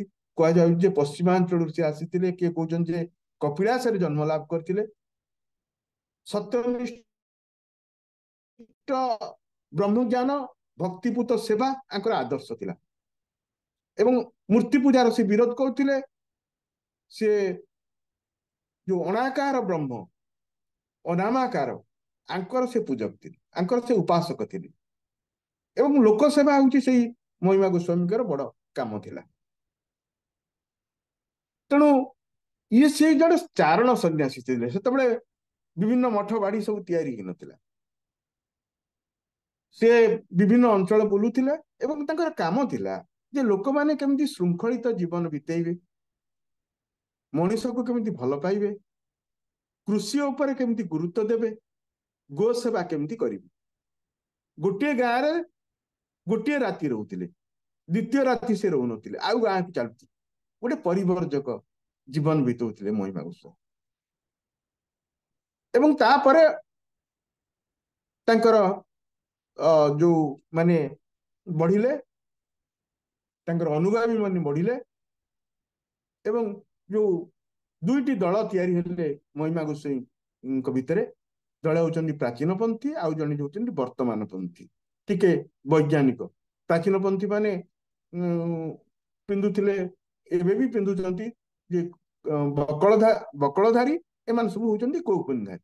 ସେମାନେ କହୁଛନ୍ତି, ବକଳଧାରୀ କହୁଛନ୍ତି ଯେ ଏଇଟା ହଉଛି 64 ଯୋଉ ଶିଷ୍ୟ ସେମାନଙ୍କୁ ନେଇକିରି ବକଳ ମହିମା ଗୋସ୍ୱାମୀ ଆରମ୍ଭ କରିଥିଲେ। ଏମାନେ କହୁଛନ୍ତି ଯେ ଗଛକୁ କାହିଁକି ଆମେ କଷ୍ଟ ଦବା, ଗଛକୁ କାହିଁକି ହାଣିକିରି ବକଳ ତିଆରି କରିବା, ଆମେ କପଡା ପିନ୍ଧି ପାରିବା। ଏବଂ ଏମାନଙ୍କର ଭିତରେ ସାମାନ୍ୟତମ ଦର୍ଶନଗତ ପ୍ରଭାତ ରହିଛି। ଏବଂ ଯାହା ଫଳରେ ଦୁଇଟି ଗୋଷ୍ଠୀ ତିଆରି ହେଇଛି। ଆପଣ ମାନେ ଜାଣିଥିବେ ଯେ ଜୋରନ୍ଦାରେ ମଧ୍ୟ 2ଟି ସୂର୍ଯ୍ୟ ମନ୍ଦିର ଅଛି ଏବଂ 2ଟି ଦଳ ରହିଛନ୍ତି। ସେମାନେ ଗୋଟିଏ ଦେବତାକୁ ମାନୁଛନ୍ତି, ଗୋଟିଏ ଅଣାକାର ବ୍ରହ୍ମ ଶୂନ୍ୟ ମହିମା କୁ ସେମାନେ ମାନନ୍ତି। ଏବଂ ସେମାନଙ୍କ ମଝିରେ ବଡ ସୂତ୍ରଧର ହଉଛନ୍ତି ଭୀମ ଭୋଇ। ଭୀମ ଭୋଇଙ୍କର ଭଜନ ଜଣାଣ, ଇଏ ଦୁଇ ଗୋଷ୍ଠୀ ମହିମା ଗୋସ୍ୱାମୀ ମାନେ ଏମାନେ ଗାନ କରନ୍ତି। ଏବଂ ମହିମା ଗୋସ୍ୱାମୀଙ୍କର ଭଜନ କୀର୍ତ୍ତନରେ ବା ଖଞ୍ଜଣି ଭଜନରେ ଭୀମ ଭୋଇଙ୍କର ଭଜନ ରହିଥାଏ। ଏବଂ ଏଇ ଭଜନ ମାଧ୍ୟମରେ ମହିମା ସମାଜ ବା ମହିମା ଧର୍ମ କେବଳ ଓଡ଼ିଶାର ନୁହେଁ, ତା ଆସାମ, ବେଙ୍ଗଲ, ଗୁଆହାଟୀ ଚାରିଆଡେ ମଧ୍ୟ ବିସ୍ତାରିତ ହେଇଯାଇଛି। ଆପଣ ମାନେ ଯଦି ବେଙ୍ଗଲ ଯିବେ, ଆପଣ ଜୋରନ୍ଦା ମେଳାକୁ ଯିବେ କୋଉ ବର୍ଷ, ତାହେଲେ ଆପଣ ଦେଖିବେ ଯେ ଆମର ଏଇ ଯୋଉ ମହିମା ସମାଜଟା ଓଡ଼ିଶାରେ ଉଦ୍ଭବ ହେଇଥିବା ମହିମା ସମାଜ, ଯୋଉଟା କି 1800 ମସିହାରୁ ଆରମ୍ଭ ହେଇଛି, ତା କିପରି ଭାବରେ ସାରା ଭାରତ ବର୍ଷରେ ବିସ୍ତାରିତ ହେଇଛି। କେବଳ ବିସ୍ତାରିତ ହେଇଛି ସେମାନଙ୍କର ଏଇ ଯୋଉ ସାମାଜିକ ସେବା ଏବଂ ବ୍ରହ୍ମଜ୍ଞାନ ର ଯୋଉ ଦର୍ଶନ ଆଉ ଭୀମ ଭୋଇଙ୍କ ପାଇଁ। କିନ୍ତୁ ସବୁଠୁ ବିଚିତ୍ର କଥା ମୁଁ ଲକ୍ଷ୍ୟ କଲି ଯେ ଭୀମ ଭୋଇ କୁ ସେମାନେ ଜୋରନ୍ଦାରେ ଯୋଉ ମହିମା ଟୁଙ୍ଗି ଅଛନ୍ତି, ସେଠି ମହିମା ଗୋସ୍ୱାମୀ ମାନେ ଅଛନ୍ତି, ସେମାନେ ମାନନ୍ତି, କିନ୍ତୁ ତାଙ୍କୁ ଦେବତା ବା ତାକୁ ସେଇଭଳିଆ ଗୋଟେ ଆସନରେ ବସେଇ ନାହାନ୍ତି। ତାଙ୍କ ଉପରେ କୌଣସି ଆଲୋଚନା ନାହିଁ, ବିଭିନ୍ନ ଜାଗାରେ ଫଟୋଟିଏ ମଧ୍ୟ ନାହିଁ ଏବଂ ତାଙ୍କୁ ଗୁରୁତ୍ୱ ଦିଆ ହଉନି। କାରଣ ସିଏ ଥିଲେ ଗୃହୀ, ଏମାନେ ଗୃହୀ ନୁହନ୍ତି। ସେଇଟା ଗୋଟିଏ କାରଣ। କିନ୍ତୁ ସେମାନେ ଭୀମ ଭୋଇଙ୍କର ଭଜନ ଜଣାଣକୁ ସେମାନେ ତାଙ୍କର ମହିମା ଧର୍ମରେ ପ୍ରୟୋଗ କରିଛନ୍ତି ଏବଂ ତାକୁ ପ୍ରସାରିତ କରିଛନ୍ତି। ମୁଁ ସେଠି ଚିନ୍ତା କଲି, ଯଦି ଭୀମ ଭୋଇ ମହିମା ଧର୍ମରୁ ଯେପରି ଉର୍ଦ୍ଧ୍ୱରେ, ସାରା ପୃଥିବୀରେ ସିଏ ଜଣେ ଏମିତି ଗୋଟେ କବି, ଏମିତି ମାନବବାଦୀ କବି, ଓଡ଼ିଆ ଜାତିର ଗୋଟେ ଗର୍ବିତ କବି, ସିଏ, ତାଙ୍କୁ ମୁଁ କେମିତି ଅନ୍ୱେଷଣ କରିବି? ସେ ତ ଅନେକ ଦିନ ହେଲା ମରିଗଲେଣି। ତେଣୁ ମୁଁ ତାଙ୍କୁ କେମିତି ଅନ୍ୱେଷଣ କରିବି, ତାଙ୍କର ଅସ୍ତିତ୍ୱକୁ କେମିତି ଖୋଜିବି? ଆପଣ ଦେଖନ୍ତୁ, ଆମେ ମାନେ ଯୋଉ ବିଶ୍ୱାସରେ ବଞ୍ଚୁ, ସେ ବିଶ୍ୱାସ ହଉଛି ଯେ ଆମର ଯୋଉ ପୂର୍ବପୁରୁଷ ମାନେ ଯେମିତି ଆମ ସହିତ ଅଛନ୍ତି, ସେ ଯୋଉ ଭୂଇଁ ଦେଇକିରି ଯାଇଛନ୍ତି, ଯୋଉ ଜୀବନ ଯାତ୍ରା ଦେଇଛନ୍ତି, ତାଙ୍କର ସ୍ପର୍ଶ ଆମ ପାଖରେ ଅଛି, ସେ ଅନୁଭବ ଆମ ପାଖରେ ଅଛି। ଏଇଥିପାଇଁ ମୁଁ ଭୀମ ଭୋଇ ଜୋରନ୍ଦା ମେଳାରୁ ମୁଁ ସ୍ଥିର କଲି ଆଉ 2 ବର୍ଷ ଯେ ଭୀମ ଭୋଇଙ୍କର ଅସ୍ତିତ୍ୱକୁ ମୁଁ ଖୋଜିବି। ତାପରେ ମୁଁ ଯାଇକିରି ରେଢାଖୋଲରେ ପହଞ୍ଚିଲି, ସମ୍ବଲପୁରର ରେଢାଖୋଲରେ। ରେଢାଖୋଲରେ ଭୀମ ଭୋଇଙ୍କର ପ୍ରତିମୂର୍ତ୍ତି ଅଛି, ଆପଣ ମାନେ ଦେଖିବେ। ସେଇଠୁ କଟିକଟା ରାସ୍ତା ଦେଇକି ମହାନଦୀ ପର୍ଯ୍ୟନ୍ତ ରାସ୍ତା ପଡିଛି।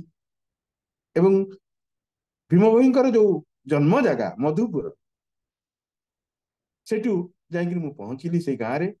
ଏବଂ ସେଠି ମଧ୍ୟ ସେଇ ଗୋଟେ ତାଳବଣ, ବିଶାଳ ତାଳବଣ ଅଛି, କେରାଣ୍ଡି ଜ୍ୱର ନଈ ଅଛି, ଯାହା ବର୍ଣ୍ଣନା ଅଛି ତାଙ୍କର ବିଭିନ୍ନ ସାହିତ୍ୟ କୃତିରେ।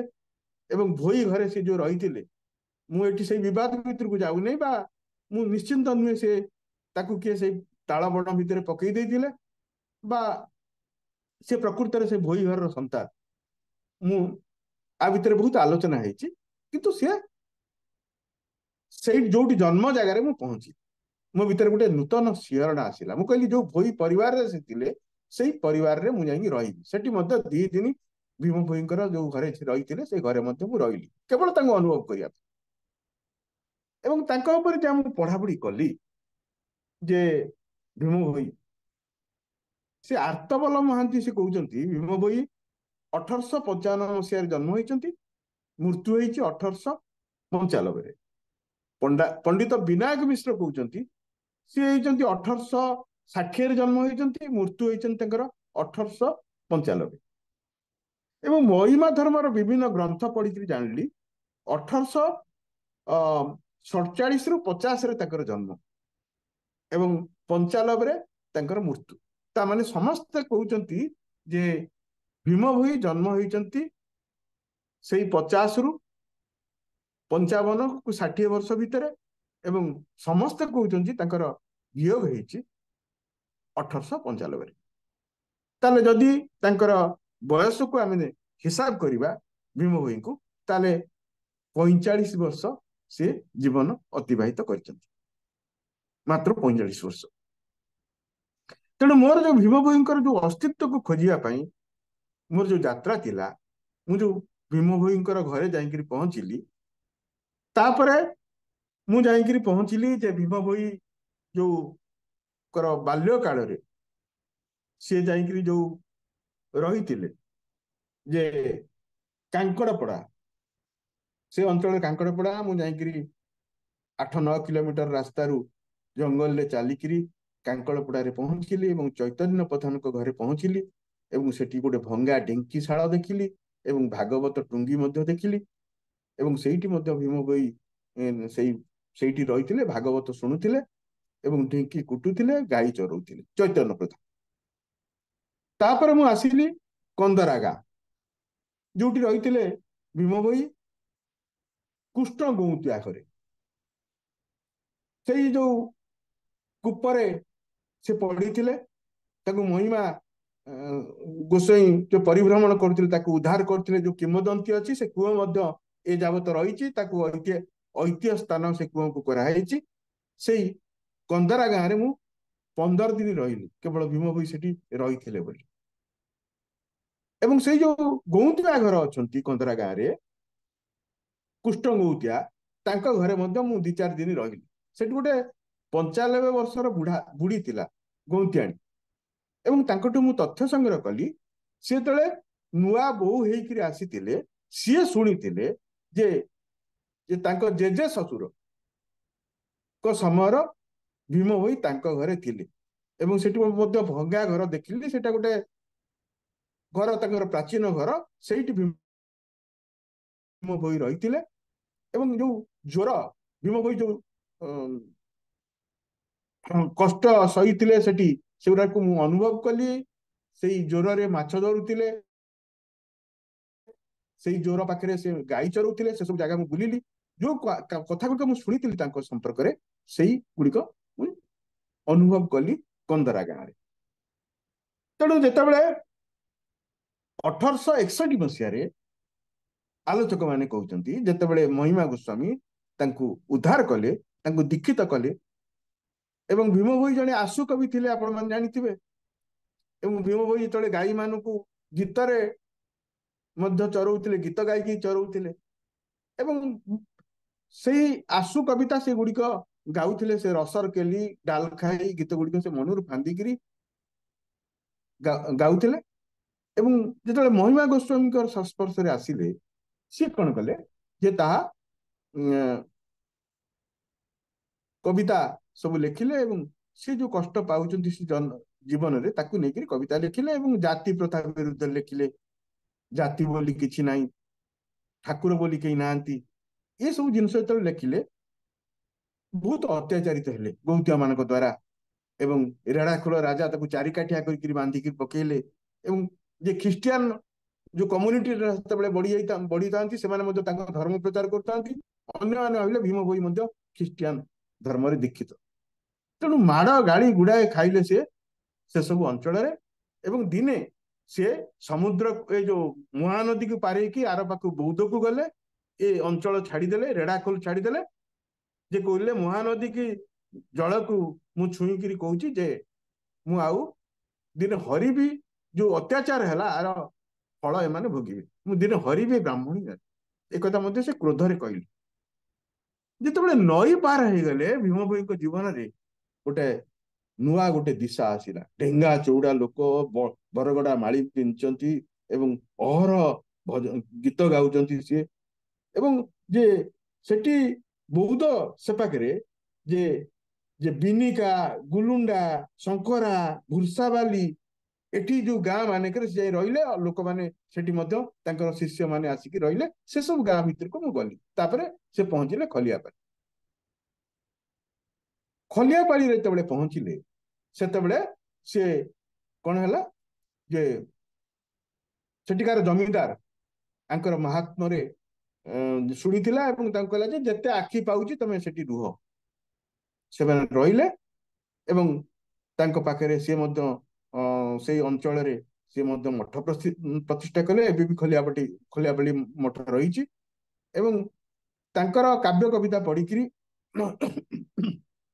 ଦାମ ପଣ୍ଡା ବାସୁ ପଣ୍ଡା ଦି ଜଣ ଚାଟଶାଳୀ ଶିକ୍ଷକ ସମ୍ବଲପୁରରୁ ଆସିକିରି ତାଙ୍କୁ ଦୀକ୍ଷିତ ହେଲେ ଏବଂ ବିଭିନ୍ନ ସମୟରେ ସୁମେଧା ରୋହିଣୀ ସୁବର୍ଣ୍ଣା ସରସ୍ୱତୀ ଏଇ ଯୋଉ 4-5 ଜଣ ନାରୀ ଅନ୍ନପୂର୍ଣ୍ଣା ଏମାନେ ଆସିକିରି ସେଇ ଅଞ୍ଚଳରେ ଭୀମ ଭୋଇଙ୍କର ଦୀକ୍ଷିତ ହେଲେ ଏବଂ ଭୀମ ଭୋଇଙ୍କ ସାହଚର୍ଯ୍ୟ ପାଇଲେ ଏବଂ ସୁମେଧା ମାଧ୍ୟମରେ ତାଙ୍କର ପୁଅ ହେଲା କପିଳେଶ୍ୱର 16-17 ବର୍ଷ ବେଳକୁ ତାର ମୃତ୍ୟୁବରଣ ହେଲା ଏବଂ ରୋହିଣୀ ଯୋଉ ନାରୀଟିଏ ଥିଲା ଯେ ଭୀମ ଭୋଇଙ୍କ ଦ୍ଵାରା ତାଙ୍କର ଗୋଟେ ଝିଅ ହେଲା ଭୀମ ଭୋଇଙ୍କର ଯାହା ହଉଛି ଲାବଣ୍ୟବତୀ ନନୀ ସେ ମଧ୍ୟ 16-17 ବର୍ଷ 6-7 ବର୍ଷରେ ମୃତ୍ୟୁବରଣ କଲେ। ତେଣୁ ଭୀମ ଭୋଇ ଏଇଠି ଗୋଟେ ପ୍ରଶ୍ନ ଆସିବ ଭୀମ ଭୋଇ ଅନ୍ଧ ଥିଲେ କି ନାହିଁ? ଦିଟି କଥା।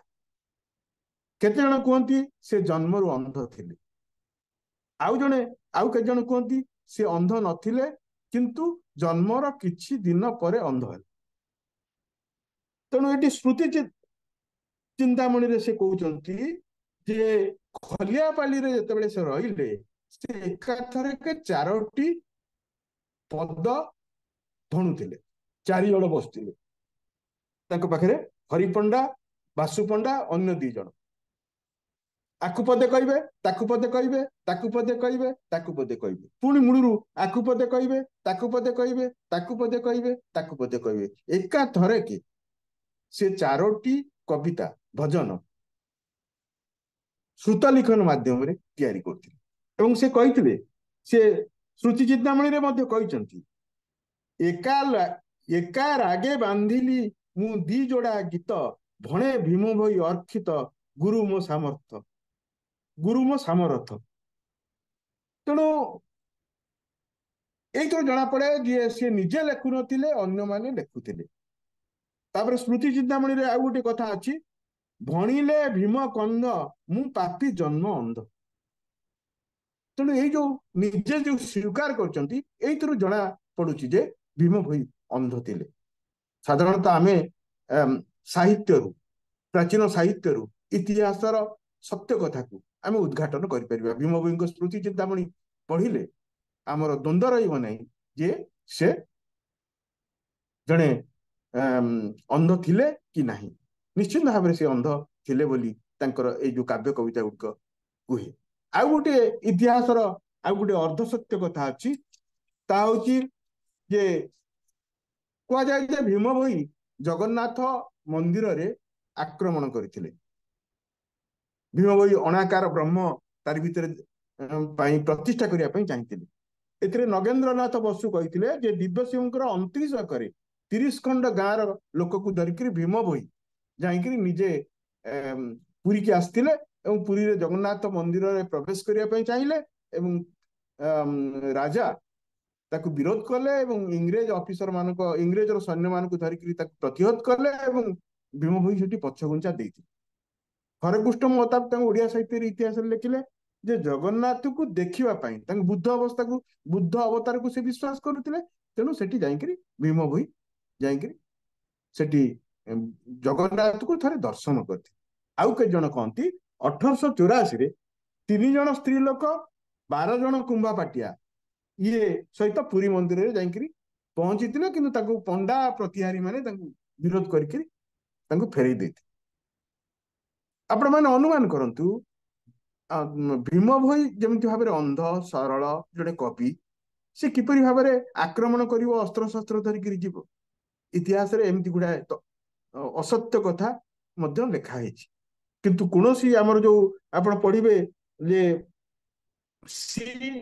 ବଙ୍ଗଳାଙ୍କର ଲେଫ୍ଟନାଣ୍ଟ ଗଭର୍ଣ୍ଣମେଣ୍ଟ ଅଫ ବଙ୍ଗଳା 1901 ଯୋଉ ବହି ବାହାରିଛି ସେଠି ଉଲ୍ଲେଖ ନାହିଁ ଯେ ଭୀମ ଭୋଇ ନିଜେ ଆସିକିରି ଆକ୍ରମଣ କରିଛନ୍ତି ଏବଂ ସେଥିରେ ଉଲ୍ଲେଖ ଅଛି ଯେ କିଛି ଜଣ କୁମ୍ଭାପାଟିଆ ଆସିଛନ୍ତି, ତାଙ୍କୁ ହୁରୁଡେଇ ଦିଆହେଇଛି, କିନ୍ତୁ ଭୀମ ଭୋଇ ଆସିନାହାନ୍ତି। ଭୀମ ଭୋଇ ସଦାବେଳେ ଇତିହାସ ପୁରୁଷ ହେଇକି ରହିଛନ୍ତି ଏବଂ ସଦାବେଳେ ସିଏ ତାଙ୍କର ଯୋଉ ଚିନ୍ତାଧାରା ଭିତରେ ସଦାବେଳେ ମାନବିକତାର ରହିଛି।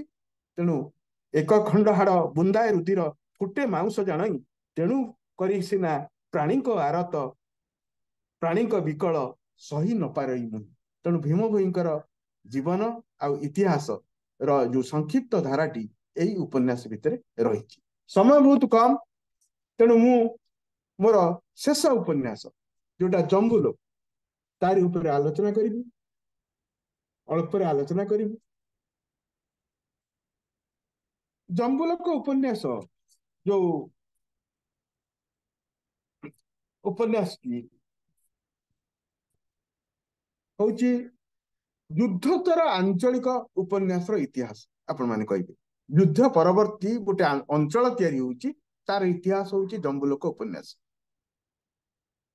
ଯେ କିପରି ଭାବରେ ସେ ଇତିହାସଟି ତିଆରି ହେଇଛି ସେ ଅଞ୍ଚଳକୁ ନେଇକି, ତା ହଉଛି ଯେ ଜମ୍ବୁ ଅଞ୍ଚଳ ଯୋଉଟା ହଉଛି ମାର୍ଶାଘାଇ ଅଞ୍ଚଳ କେନ୍ଦ୍ରାପଡା ଜିଲ୍ଲାର, ଯେ ଜମ୍ବୁ ଅଞ୍ଚଳଟା କହିଲେ ଆପଣ ବଙ୍ଗୋପସାଗର ଆଉ ଗୋବରୀ ନଈ ମଝିର ଯୋଉ ହେନ୍ତାଳ ଜଙ୍ଗଲର ବିସ୍ତୀର୍ଣ୍ଣ ହେନ୍ତାଳ ଜଙ୍ଗଲ ମଝିର ଯୋଉ ଅଞ୍ଚଳଟାକୁ କହିବେ ଜମ୍ବୁ ଅଞ୍ଚଳ।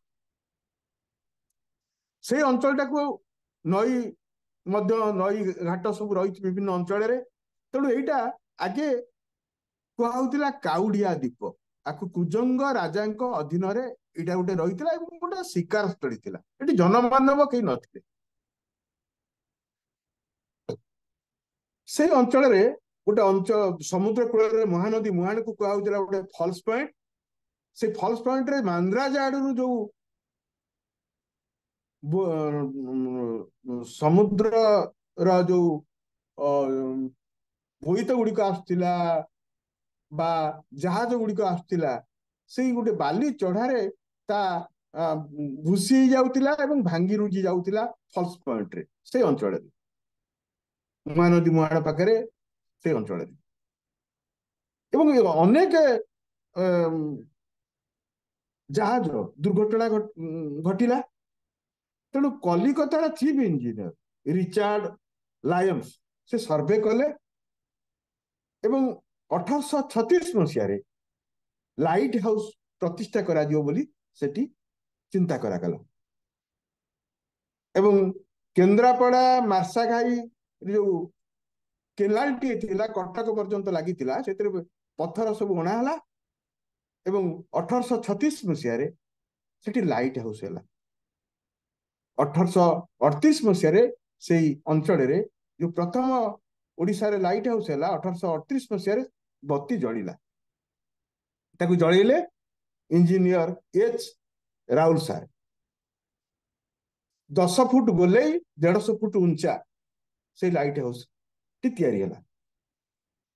ତେଣୁ ସେଇ ଲାଇଟ ହାଉସରେ କାର୍ଯ୍ୟ କରିବା ପାଇଁ ବିଭିନ୍ନ ଅଞ୍ଚଳରୁ ଯୋଉ ଲୋକମାନେ ଆସିଲେ ସେଠି ବସତି ସ୍ଥାପନ କଲେ, ବେଙ୍ଗଲୁରୁ ଏବଂ ବାଲେଶ୍ୱର ଅଞ୍ଚଳ। ତାପରେ ତେଣୁ प्रथम करी जम्बू अंचल जदि कौन ऐतिहासिक कार्य आरंभ होता ता हूँ बत्तीघर बा लाइट हाउस जो काउड़िया द्वीप को आम बत्तीघर बोली वर्तमान ता नाम बदली जाइए। ता परवर्ती ऐतिहासिक कथा हूँ 1866 मसीह जिते ओडिशा रे नौक दुर्भिक्ष है सेतबेले रेवेन्सा साहब चिंता कले जे किपरि भाबरे रेंगुन रु किपरि भाबरे जहाज रे आसीबो एवं कोउटी पहुंचीबो ओडिशा रे चाउल एवं लोक मानकु दिया जीवो। तेणु हुकीटोला नामक कटकर जड़े इंजीनियर थिले एवं आउ जड़े थिले कलेक्टर मैकफर्नस ताकू धरिकी रेवेन्सा साहेब गले एवं से जगह को चिन्हट कले यही जम्बू पाखे जोटा कि बंगोपसागर आ गोबरी नदी मझिरे गोटे विशाल ह्रद भली चट्टाण एवं से बंगोपसागर चट्टाणर सेपाखे विशाल बाली चढ़ा गोटे से अंचल टाक से स्थिर कले एवं हुकी वाकर जे कि इंजीनियर तांको ना अनुसार से अंचल ना है हुकीटोला एवं सेठी बंदर प्रतिष्ठा कले एवं बंदर प्रतिष्ठा कला परे सेठू रेंगुन चाउल आसला एवं छोट छोट डंगारे से चट्टाण जो ह्रद अच्छी समुद्र आ स्थल भाग भितर से आसिकी केनाल ले पहुंचला से मार्साघाई कटक तालदंड केनाल ले एवं आसिकी कटक रे पहुंचला एमती भाव तेणु जो बंदर टी तैयारी है ये जो बंदर जो सभ्यता तैयारी है सेठी जहाँफल सेठी काम करने वर्धमान रु एवं बालेश्वर रु आसिकी श्रमिक माने आसिकी रही से होती द्वितीय आदिवासी आउ कई आदिवासी ना जम्बू रे से तैयारी है आपणकर विभिन्न गोदाम घर से चाउल गुड़िक रखापी एवं से गोदाम घर दिताला घर आप जम्बू रे देखिपारे नौक दुर्भिक्ष समय तैयारी होता तापरे जे जितेबाला सनसेट सूर्यास्त आईन तैयारी है 1866 मसीह एवं इंग्रेज माने आरंभ कले एवं से समय जे सूर्यास्त पर जो माने टैक्स दौ नथिले जमीदारी पड़ जाउथिला तेणु कुजंग राजा अधीन जो कुजंग जो स्टेट टा सेटा पड़े गला वर्धमान राजा हाथ को से टैक्स देदेले जहाँफल वर्धमान जो लोक माने बंगाली लोक माने कांथीर बंगाली लोक माने से माने बहुत कम पैसा देकरी राजा को से माने कबला धरिकी आसिकी जम्बू पहुंचले से बसवास कले कांथी एवं वर्धमान बंगाली माने आसिकी तृतीय अधिवासी हो गले तापरे जे बांग्लादेश रे युद्ध लगिला 1950 मसीहा रु 52 मसीहा पर्यंत सेठी भाषा विलोप आंदोलन चलला बंगाली माने कहले जे एटी उर्दू भाषा को से प्रसार करने चाहिए नहीं बहुत लोक अत्याचार है से कहले जे बंगला भाषा रहिबो आपण माने से इतिहास पढ़िबे बांग्लादेश इतिहास बुढ़ा बहुत हिंदू लोक माने समय को मारिदेले जो माने सबू हिंदू माने मुसलमान हो गले से माने केवल रहिले से माने अत्याचारित होकरी नदी नाल पथ देकरी आसिकी यही ओडिशार विभिन्न उपकूल अंचल में बालेश्वर भद्रक आउ यही पारादीप यही जो केन्द्रापड़ा उपकूल आसिकी से पहुंचले तामाने भाषा विलोप आंदोलन 1950 रु आरंभ हो गला बांग्लादेशी रिफ्यूजी मानकर एठी प्रवेश अनाधिकार भाव अनुप्रवेश करी भाव जीवन बंचाई से रहिले तापर 1971 मसीह बांग्लादेश युद्ध है ये युद्ध तो आपण मैंने जानते युद्ध रे पाकिस्तान बांग्लादेश दुई भाग हो गला भारत बहुत भूमिका रही तत्कालीन प्रधानमंत्री इंदिरा गांधी जो माने भारत वर्ष रे प्रवेश कले एक एकर जगह परिवार पिछा रिफ्यूजी मान को दिगला जो माने आसिकी यही अंचल नौकार आसिकी पहुंचले विभिन्न नदी नाल नहीं सुंदरबन में से रही सुविधा है नहीं ଆସିକିରି ଏଇ ଅଞ୍ଚଳରେ ପହଞ୍ଚିଲେ। ଜମ୍ବୁ ମାର୍ଶାଘାଇ ଅଞ୍ଚଳରେ ସେମାନଙ୍କୁ ଏକ ଏକର ଜାଗା ସବୁ ଦିଆଗଲା। ସେମାନେ ସଂଘର୍ଷ ବିଭିନ୍ନ ପ୍ରକାର ପରିସ୍ଥିତିରେ ଏଇ ଯୋଉ ଅଞ୍ଚଳକୁ ସଫା କରିକିରି ଆଉ ବିଭିନ୍ନ ଅସୁବିଧାର ସମ୍ମୁଖୀନ ହେଇକିରି ଏଠି ଜନବସତି ତିଆରି କରିଦେଲେ। ଏବଂ ମାଲକାନଗିରିରେ ମଧ୍ୟ କିଛି ରହୁଥିଲେ, ଭଦ୍ରକରେ, ନବରଙ୍ଗପୁରରେ। ସେମାନେ ସବୁ ଜୀବନ ଧାରା ଜଙ୍ଗଲ ଭିତରେ ତାଙ୍କୁ ଭଲ ଲାଗିଲା ନାହିଁ। ଯେହେତୁ ସେମାନେ ନଈ ନାଳ କୂଳରେ ଆସିକିରି ରହିଛନ୍ତି, ସେମାନେ ଆସିକିରି ଏଇ ଅଞ୍ଚଳରେ ଆସିକିରି ରହିଲେ। ତାପରେ ଏମାନେ ରହିବା ଯୋଗୁ, ରିଫ୍ୟୁଜ ମାନେ ରହିବା ଯୋଗୁ ତାଙ୍କର ବନ୍ଧୁ ବାନ୍ଧବକୁ ମଧ୍ୟ ସିଏ ଯୋଉ ଏକ ଏକର ଜାଗା ପାଇଥିଲେ ସେମାନେ ତାକୁ ବିକିଲେ ଏବଂ ସେମାନେ ମଧ୍ୟ ଡାକି ଆଣିଲେ। ଅନୁପ୍ରବେଶକାରୀ ମାନେ ମଧ୍ୟ ଆସିକିରି ବଢିଗଲେ। 1.5 ଲକ୍ଷରୁ 2 ଲକ୍ଷ ଲୋକ ଏଇ ଅଞ୍ଚଳ ଭିତରେ ଅଛନ୍ତି ବର୍ତ୍ତମାନ। ହିନ୍ଦୁ ସମାନେ, ଅଳ୍ପ କିଛି ମୁସଲମାନ। ତେଣୁ ସେମାନେ ଏଇ ଯୋଉ ଜମ୍ବୁ, ମହାକାଳପଡା, ମାର୍ଶାଘାଇ, ରାମନଗର, ଖର୍ଣ୍ଣାସୀ, ବତିଘର ଏଇ ଅଞ୍ଚଳରେ ଗୋଟେ ବିଶାଳ ଜନବସତି ତିଆରି କରିଗଲେ। ଏବଂ ଆଜି ଯଦି ଆପଣ ମାନେ ଯିବେ ଜମ୍ମୁ ଅଞ୍ଚଳକୁ, ଆପଣ 3ଟି ଜେନେରେସନ ଆ ଭିତରେ ହେଇଯାଇଛି। ଏବଂ ଗୋଟେ ମିନି ବାଂଲାଦେଶ, ତାଙ୍କର ସାଂସ୍କୃତିକ ଜୀବନ ହୁଅନ୍ତୁ, ପରମ୍ପରା ହୁଅନ୍ତୁ, ତାଙ୍କର ପୂଜା ପର୍ବ ହଉ, ତାଙ୍କ ଭାଷା ହଉ, ସବୁ ଗୁଡିକ ଆପଣ ଭେଟିବେ। ଗୋଟେ ଇତିହାସ, ଗୋଟେ ଅଞ୍ଚଳରେ ଗୋଟିଏ ମିନି ବାଂଲାଦେଶ, ଗୋଟେ ଛୋଟ ବାଂଲାଦେଶ ଏଇ ଜମ୍ବୁରେ ତିଆରି କରିଦେଇଛି। ତେଣୁ ଜମ୍ବୁର ଯୋଉ ଉପନ୍ୟାସଟି, ଏଇ ଯୋଉ ଇତିହାସ ଉପରେ ମଧ୍ୟ କିଛିଟା ରହିଛି। ଏବଂ ଏଇ ଉପନ୍ୟାସଟି କାହିଁକି ଲେଖିଲି, କାରଣ ପ୍ରତ୍ୟେକ ଉପନ୍ୟାସ ଭିତରେ ଗୋଟେ ଲେଖକର କିଛିଟା ଭାବ ପ୍ରବଣତା ରହେ। ସେମାନଙ୍କ ସହିତ ମିଶିଲା ପରେ ମୁଁ ଜାଣିଲି ଯେ ଏମାନେ ଆମରି ଭଳି ମଣିଷ। ଆମେ ଗୋଟିଏ ଦେଶର, ସେମାନେ ଗୋଟେ ଦେଶର। ଦିନେ ଦେଶର କୌଣସି ଭୂଗୋଳ ନଥିଲା, ଆଜି ମଧ୍ୟ ସୀମାରେଖା ଯୋଉ ଅଛି, କାଲି ମଧ୍ୟ ସେ ସୀମାରେଖା ନଥିବ। କାଲି ଯଦି ଯୁଦ୍ଧ ହବ, କୌଣସି ପ୍ରାକୃତିକ ବିତ୍ପାତ ହବ, ଗୋଟିଏ ଦେଶର ଅନ୍ୟ ଏକ ଦେଶକୁ ଲୋକମାନଙ୍କର ଯିବା ଆସିବା ଲାଗି ରହିଥିବ। ଏବଂ କୋଉ ଯୁଗରୁ ଏଯାବତ ଏଇ ଯୋଉ ରିଫ୍ୟୁଜ ଏକ ଆନ୍ତର୍ଜାତିକ ସମସ୍ୟା। ରିଫ୍ୟୁଜ ଏପରି ଗୋଟାଏ ଜୀବନ ବା ଏପରି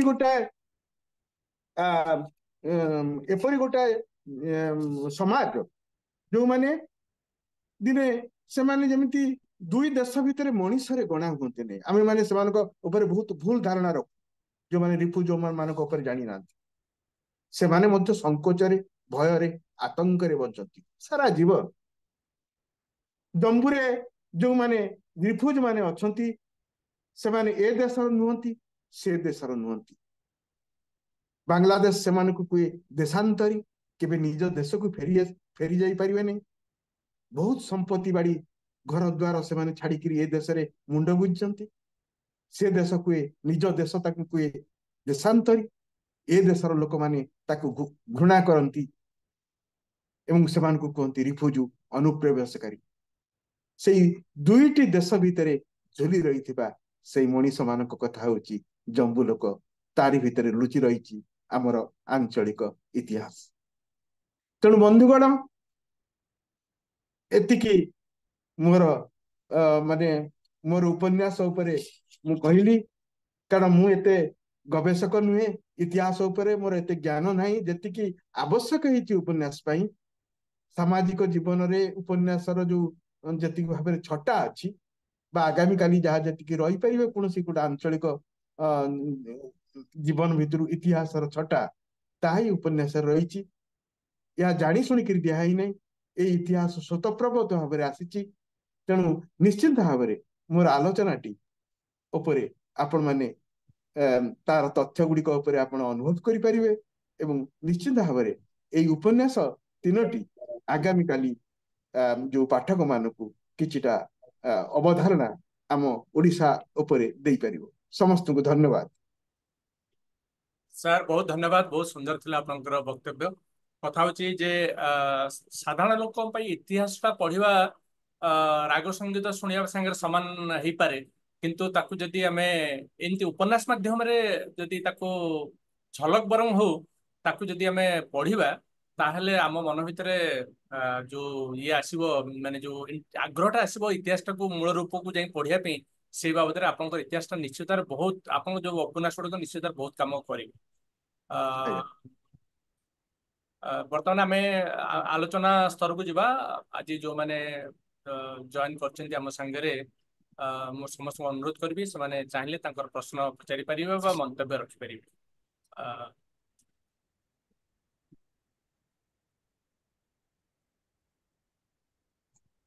ବକ୍ତବ୍ୟ ବହୁତ ଉଚ୍ଚ କୋଟିର ଥିଲା। ମାନେ ଧନ୍ୟବାଦ। ଆ ମାଧ୍ୟମରେ ସେ ବହି ବିଷୟରେ ଆହୁରି ଅଧିକା ଜାଣିବାକୁ ଇଚ୍ଛା ହଉଛି, ଆଜ୍ଞା ଯୋଉଟା କି ମାନେ ନିଶ୍ଚୟ ଏଥର ଭୁବନେଶ୍ୱର ଗଲେ ନାରାୟଣୀ ବୁକ୍ ଷ୍ଟୋର ନିଶ୍ଚୟ ଯିବି, ତାକୁ ଆଜ୍ଞା ଖୋଜିବାକୁ ଚେଷ୍ଟା କରିବି।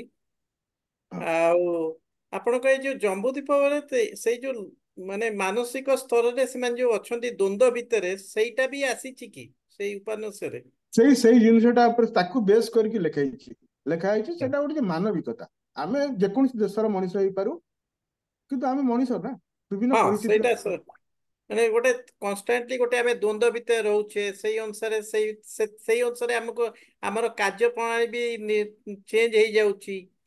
ହୁଁ ହୁଁ ହୁଁ ଆମେ ନିଜକୁ ମୋଡିଫାଏ କରିକି ଆମର ଯୋଉ ବ୍ୟକ୍ତିତ୍ୱ ଅଛି ସେ ବ୍ୟକ୍ତିତ୍ୱ ନଥାଇକି ଆମେ ଅଲଗା ବ୍ୟକ୍ତିତ୍ୱକୁ ଦର୍ଶେଇବାକୁ ଚେଷ୍ଟା କରୁଛୁ। ଆଜ୍ଞା ସେଇ ଜିନିଷ ଗୁଡିକ ଆସୁଥିବ ସେ। ଆଜ୍ଞା ଦେଖନ୍ତୁ, ବଙ୍ଗଳାରେ ଯୋଉମାନେ ଜମିଦାର ଥିଲେ, ଯୋଉମାନେ ବିଭିନ୍ନ ବୃତ୍ତିଗତ ଜୀବନ ଭିତରେ ଥିଲେ, ଯୋଉମାନେ ଚାକିରି କରିଥିଲେ, ଏବଂ ସେମାନେ ସବୁ ସବୁ ଛାଡି ଛୁଡି ଦେଇକରି ତାଙ୍କର ସମ୍ପତ୍ତି ବାଡି ଘର ଦ୍ୱାର, ଏଠି ଗୋଟିଏ ବୃତ୍ତିରେ ସମସ୍ତେ ଅଛନ୍ତି। ତା ହଁ ହଉଛି ସେଇଟା ମତ୍ସ୍ୟ ମାଛ ଧରିବା। ଏଇ ଯୋଉ ବୃତ୍ତିଗତ ଜୀବନଟା ପରିବର୍ତ୍ତନ ହେଲା, ସେଇଟା ତା ମୁଁ ହଉଛି ଗୋଟେ ସାମାଜିକ ଜୀବନରେ ଗୋଟେ ମୁଁ ବି କିଛି ବିବର୍ତ୍ତନର ସାମ୍ନା ରିଫ୍ୟୁଜିଙ୍କ ହେଲେ। ସହିତ ଆମର ସେ କୋରାପୁଟରେ ରହିଲା ବେଳେ ହଁ ଏ, ଏଇ ଯୋଉ ଉମରକୋଟ ହେଲା, ରାୟଗଡ ହେଲା, ସେଇ ଯୋଉ ରିଫ୍ୟୁଜି ମାନଙ୍କ ସହିତ ଆସିଛି, ହୁଁ ସେମାନେ ଯୋଉ ତାଙ୍କ ସମ୍ପତ୍ତି ଛାଡିକି ଆସିଛନ୍ତି, ଯୋଉଭଳି ଭାବରେ ବଞ୍ଚୁଛନ୍ତି, ସେଇ ହୁଁ ଯୋଉ ଲାଇଫ ତାଙ୍କ ହୁଁ ସହିତ ବି ମୁଁ ସେୟାର କରିଛି। ସେ ହୁଁ ଅଲମୋଷ୍ଟ ସେଇ ଟାଇପ ର ହିଁ ହେଇଥିବ, ଗୋଟେ ପ୍ୟାଥେଟିକ୍ ଲାଇଫ ତାଙ୍କର, ମାନେ ଯୋଉମାନଙ୍କ ଥିଲା ଏବେ ନାହିଁ, ହୁଁ। ସେଇଟା ହିଁ। ଆଜ୍ଞା ଦେଖନ୍ତୁ, ଇଏ ଗୋଟେ ପ୍ରତୀକାତ୍ମକ ଉପନ୍ୟାସ। ଆକୁ ଆପଣ କହିବେ ଗୋଟେ ଗ୍ଲୋବାଲ ନଭେଲ। ହୁଁ। ଜମ୍ବୁ ହଉଛି ଗୋଟେ ପ୍ରତୀକ। ଆପଣ ବର୍ତ୍ତମାନ ଯୋଉ ଯୁଦ୍ଧ ଚାଲିଛି, ରୁଷିଆର ଯୋଉ ସେଇ ରୁଷିଆ ୟୁକ୍ରେନ, ହଁ। ୟୁକ୍ରେନ, ସେମାନେ ଯାଇକିରି ପୋଲାଣ୍ଡରେ ଲକ୍ଷ ଲକ୍ଷ ସଂଖ୍ୟାରେ ରହୁଛନ୍ତି। ସେମାନେ ରିଫ୍ୟୁଜି। ହଁ ସେମାନଙ୍କ ରିଫ୍ୟୁଜି ମଧ୍ୟ ରିଫ୍ୟୁଜି ସେମାନେ ଲାଇଫ। ମଧ୍ୟ ସେମାନେ ମଧ୍ୟ ସେଇଭଳିଆ ଜୀବନକୁ ଛାଡିକିରି ଯାଇକିରି କ୍ୟାମ୍ପରେ ରହୁଛନ୍ତି। ଇଭେନ ମୁଁ ତେଣୁ ଏଟା ଯେତେବେଳେ ଦିଲ୍ଲୀରେ ଚାକିରି ଆରମ୍ଭ କଲି, ମୋର ରହିବା ଥିଲା ପଞ୍ଜାବର ମିଆଁୱାଲି ନଗରରୁ ଯୋଉ ଡିସପ୍ଲେସ୍ଡ କମ୍ୟୁନିଟି ଆସିଥିଲେ, ସେମାନେ ଗୋଟେ କଲୋନୀ କରିଥିଲେ। ମୁଁ ସେଇଠି ଗୋଟେ ଘର ଭଡା ନେଇକି ଜଣଙ୍କ ପାଖରେ ରହୁଥିଲି। ସୋ ଆଜ୍ଞା ଟୋଟାଲ ସେ ଏରିଆର ସମସ୍ତେ ହଉଛନ୍ତି ଡିସପ୍ଲେସ୍ଡ ଲୋକ ପଞ୍ଜାବର ମିଆଁୱାଲି ନଗରରୁ। ଆଜ୍ଞା ସୋ ସନ୍ଧ୍ୟା ବେଳେ ବସିଲା ବେଳେ ତାଙ୍କର ଯୋଉ ବୁଢା ଲୋକ ସବୁ ଥିଲେ, ହୁଁ ତାଙ୍କର ଯୋଉ କଥା ସେମାନେ ସେଇଟା ହିଁ ମାନେ ମନେ ପକେଇଦେଲା ଆପଣଙ୍କ ବକ୍ତବ୍ୟରେ। ଆଜ୍ଞା ବାଇ ଦ ୱେ, ଜମ୍ବୁ ଲୋକ। ଆଜ୍ଞା ହୁଁ ସୁନାଉଡା ବି ଗୋଟେ କଲୋନୀ, ଏଇ ଯୋଉ ହୁଁ ହଁ ହଁ ଅଛି। ସେଥିରେ ବାଂଲାଦେଶୀ ଆଉ ହୁଁ। ବର୍ମିଜ ଓଡିଆ ବର୍ମା ଆଉ ବର୍ମା ବାଂଲାଦେଶୀ କଲୋନୀ। ବଙ୍ଗାଳୀ। ହଁ ସାର୍, କଣ ଆଜ୍ଞା କହୁଥିଲେ? ବାଂଲାଦେଶୀ ମାନେ ସବୁଠି ଅଛି। ଏଠି ବାଂଲାଦେଶୀ ବୋଲି ଆପଣ କୁହନ୍ତୁ ନାହିଁ, ଏଟା ହଉଛି ରିଫ୍ୟୁଜ ମାନଙ୍କର ଗୋଟେ ପ୍ରତୀକାତ୍ମକ ଉପନ୍ୟାସ। କେବଳ ଆଜ୍ଞା ବାଂଲାଦେଶୀ ରିଫ୍ୟୁଜ କଥା ଏଠି କୁହାଯାଇଛି, ଗୋଟେ ଛୋଟ ଜାଗାକୁ ନେଇକିରି। ଯେହେତୁ ଏଟା ଗୋଟେ ଫିଲ୍ଡ ଷ୍ଟଡି ନଭେଲ, ତେଣୁ ସେଇ ଅଞ୍ଚଳକୁ ନେଇଛି। କିନ୍ତୁ ମୁଁ ମାଲକାନଗିରି ଯାଇଛି। ମାଲକାନଗିରିରୁ ବହୁତ ଲୋକ ପଳେଇ ଆସିଛନ୍ତି ଏଠିକି, କାରଣ ସେଠି ସେମାନେ ନଈ କୂଳରେ ରହିବା କଥା, ଜଙ୍ଗଲରେ ରହିପାରୁନାହାନ୍ତି। ବିଭିନ୍ନ ପରିସ୍ଥିତିରେ ସେମାନେ ଏଠିକି ପଳେଇ ଆସିଛନ୍ତି ଜମ୍ବୁ।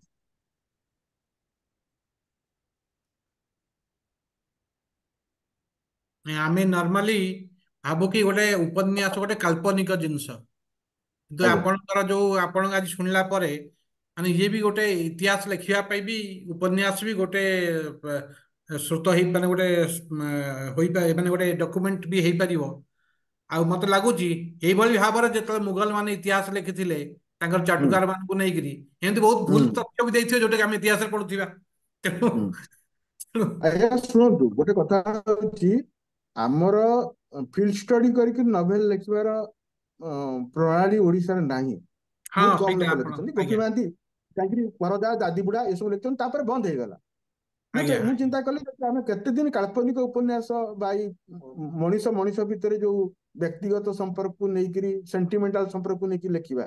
ଆମର ଇତିହାସ ଆମ ପରମ୍ପରାକୁ ଆମେ କାହିଁକି ଉପନ୍ୟାସରେ ନ ଲେଖିବା? ରଖିଲେ ତା ଭବିଷ୍ୟତର ପିଢି ତାକୁ ପଢିବ। ତେଣୁ ମତେ 35 ବର୍ଷ ମୋ ଜୀବନ ଏଯାବତ ମଧ୍ୟ ଗୋଟେ ନଭେଲ ଲେଖୁଛି ଗୋଟେ ଶିଳ୍ପୀ ଗାଁକୁ ନେଇକିରି ଆଜ୍ଞା ଆଜ୍ଞା ମଧ୍ୟ ମତେ 3 ବର୍ଷ ଲାଗିଲାଣି, ସେ ଆହୁରି ବର୍ଷେ ଲାଗିବ। ତେଣୁ ଏଇ ଜିନିଷ ଗୁଡିକ ମୁଁ ଥଉଛି। ଦେଖନ୍ତୁ ୱାର୍ଲଡରେ ବର୍ତ୍ତମାନ ଆମ ଓଡିଆ ଲିଟରେଚର ର ଉପନ୍ୟାସ ଗୁଡିକ କେତେ ପଛରେ ପଡିଛି। ବର୍ତ୍ତମାନ ୱାର୍ଲଡ ଲିଟରେଚରଟା ବର୍ତ୍ତମାନ ଫିଲ୍ଡ ଷ୍ଟଡି ମାଧ୍ୟମରେ ହଉଛି। ଆପଣ ଯୋଉ ସିଟି ଅଫ ଜୟ ହେଲା ବହିଟି ଲେଖିଲେ ଡୋମିନିକ ଲାପିୟର୍ସ, ଆଜ୍ଞା କଲିକତାକୁ ସେ ସିଟି ଅଫ ଜୟ କଲେ ଏବଂ କଲିକତାକୁ ରହିକିରି ସେ 8-9 ବର୍ଷ କଲିକତା ଉପରେ ଗୋଟେ ଉପନ୍ୟାସ ଲେଖିପାରିଲେ। ଆପଣ ଦେଖନ୍ତୁ ଆମର ଏ ଯୋଉ ବ୍ୟାଣ୍ଡ ଅଫ ରିଭର ଲେଖିଲେ VS ନାଉପାଲ, ସିଏ ମଧ୍ୟ ମିସିସିପି ନଦୀ କୂଳରେ ବୁଲିକିରି ଗୋଟେ ସଭ୍ୟତାକୁ ଆବିଷ୍କାର କଲେ ହେଲା। ତେଣୁ ଅନିତା ଦେଶାଇ ଲେଖିଛନ୍ତି, ଅରବିନ୍ଦ ଲେଖିଛନ୍ତି, ଇଏ ଅରବିନ୍ଦ ଘୋଷ ମଧ୍ୟ ଉପନ୍ୟାସ ଲେଖିଛନ୍ତି ଫିଲ୍ଡ ଷ୍ଟଡି କରିକିରି ସୁନ୍ଦରବନ ଉପରେ କଲିକତା ଉପରେ। ବେଙ୍ଗଲରେ କିଛି ଲେଖା ହଉଛି, ହିନ୍ଦୀ ସାହିତ୍ୟରେ ଏମିତି ଫିଲ୍ଡ ଷ୍ଟଡି କରିକିରି ଉପନ୍ୟାସ ସବୁ ଯୁବକ ମାନେ ଲେଖୁଛନ୍ତି। ଓଡିଶାରେ ସେ ଧାରା ବର୍ତ୍ତମାନ ଆରମ୍ଭ ହେଇଯାଇଛି ଏବଂ ମୁଁ ଚେଷ୍ଟା କରୁଛି ଆଉ କିଛି ନୂଆ ଅଞ୍ଚଳକୁ ଯାଇକିରି ଫିଲ୍ଡ ଷ୍ଟଡି ମାଧ୍ୟମରେ ଇତିହାସକୁ ଆଉ ଥରେ ଆଣିବା ପାଇଁ ଏବଂ ପାଠକ ମାନଙ୍କ ପାଖରେ ପହଞ୍ଚିବା ପାଇଁ।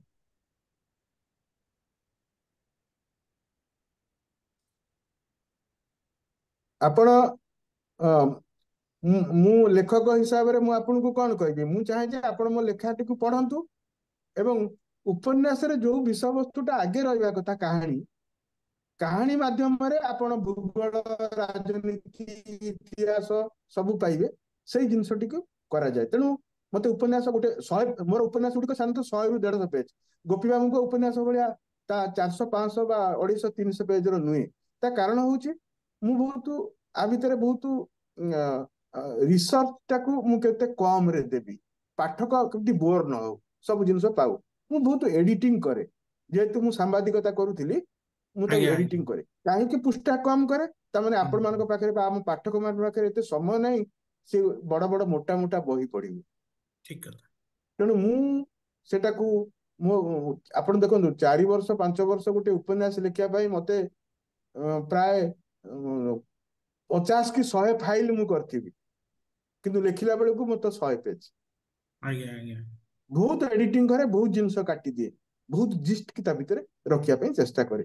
ତେଣୁ ପାଠକଟି କାହାଣୀ ମାଧ୍ୟମରେ ଭିତରକୁ ଯିବ, ତା ଭିତରୁ ଇତିହାସ, ପରମ୍ପରା, ସଂସ୍କୃତି କାହାଣୀ ମାଧ୍ୟମରେ ପାଇବ।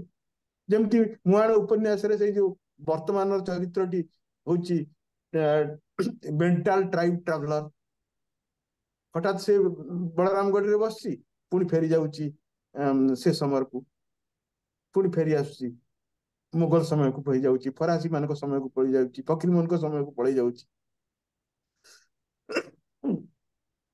ନାଇଁ ଆ ମାଧ୍ୟମରେ ମୁଁ କଣ କରୁଛି ଯେ ଇତିହାସଟାକୁ ଦଉଛି। ଜମ୍ବିଲୋକରେ ଆପଣ ଯୋଉ ଚରିତ୍ରଟି ତିଆରି କରିଛନ୍ତି, ସେ ଯୋଉ ବତୀ ଘରରେ ଏ ଯୋଉ ବନ୍ଦରରେ କାମ କରୁଥିବା ସେ ଯୋଉ କୁଲି ଯେତେବେଳେ ଗାଁକୁ ଫେରିକି ସେ ବର୍ଣ୍ଣନା ଦଉଛି କଣ କେମିତି କାମ କରୁଛି, ହାରିସ କେମିତି ମଦ ପିଉଛି, ବା ହଁ ସେଇଟା ସେଇଟା ଯିଏ ପଢିବ ସିଏ ଗପ ଭଳିଆ ପଢିବ, କିନ୍ତୁ ଆକ୍ଚୁଆଲି ସେଟା ଜିଅନ୍ତା ଇତିହାସ। ହଁ ମାନେ ସେଟା ହଉଛି ଆପଣଙ୍କର ଭୀମ ସାହେବଙ୍କର ଯୋଉ ଡାଏରୀ ଲେଖିଛନ୍ତି, ହଁ, ବୁଝିଲେ, ତା ଭିତରେ ଏଇ ବର୍ଣ୍ଣନା ଗୁଡିକ ତା ଭିତରେ କୋଉଠି କୋଉଠି ଅଛି। ମୁଁ ତା କୋଉ ଭିତରେ କୋଉ କିଛି କୋଉ କଳ୍ପନା କୋଉ ସାହେବ ସାର୍ କହିଲେ?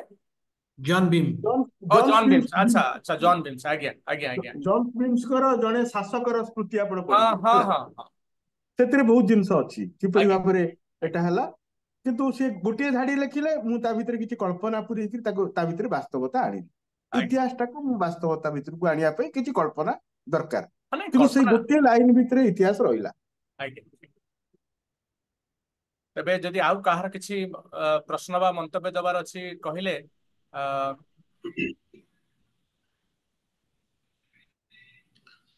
ସୁନିଲ ବାବୁ, ମୋର ଗୋଟେ ପ୍ରଶ୍ନ ଅଛି।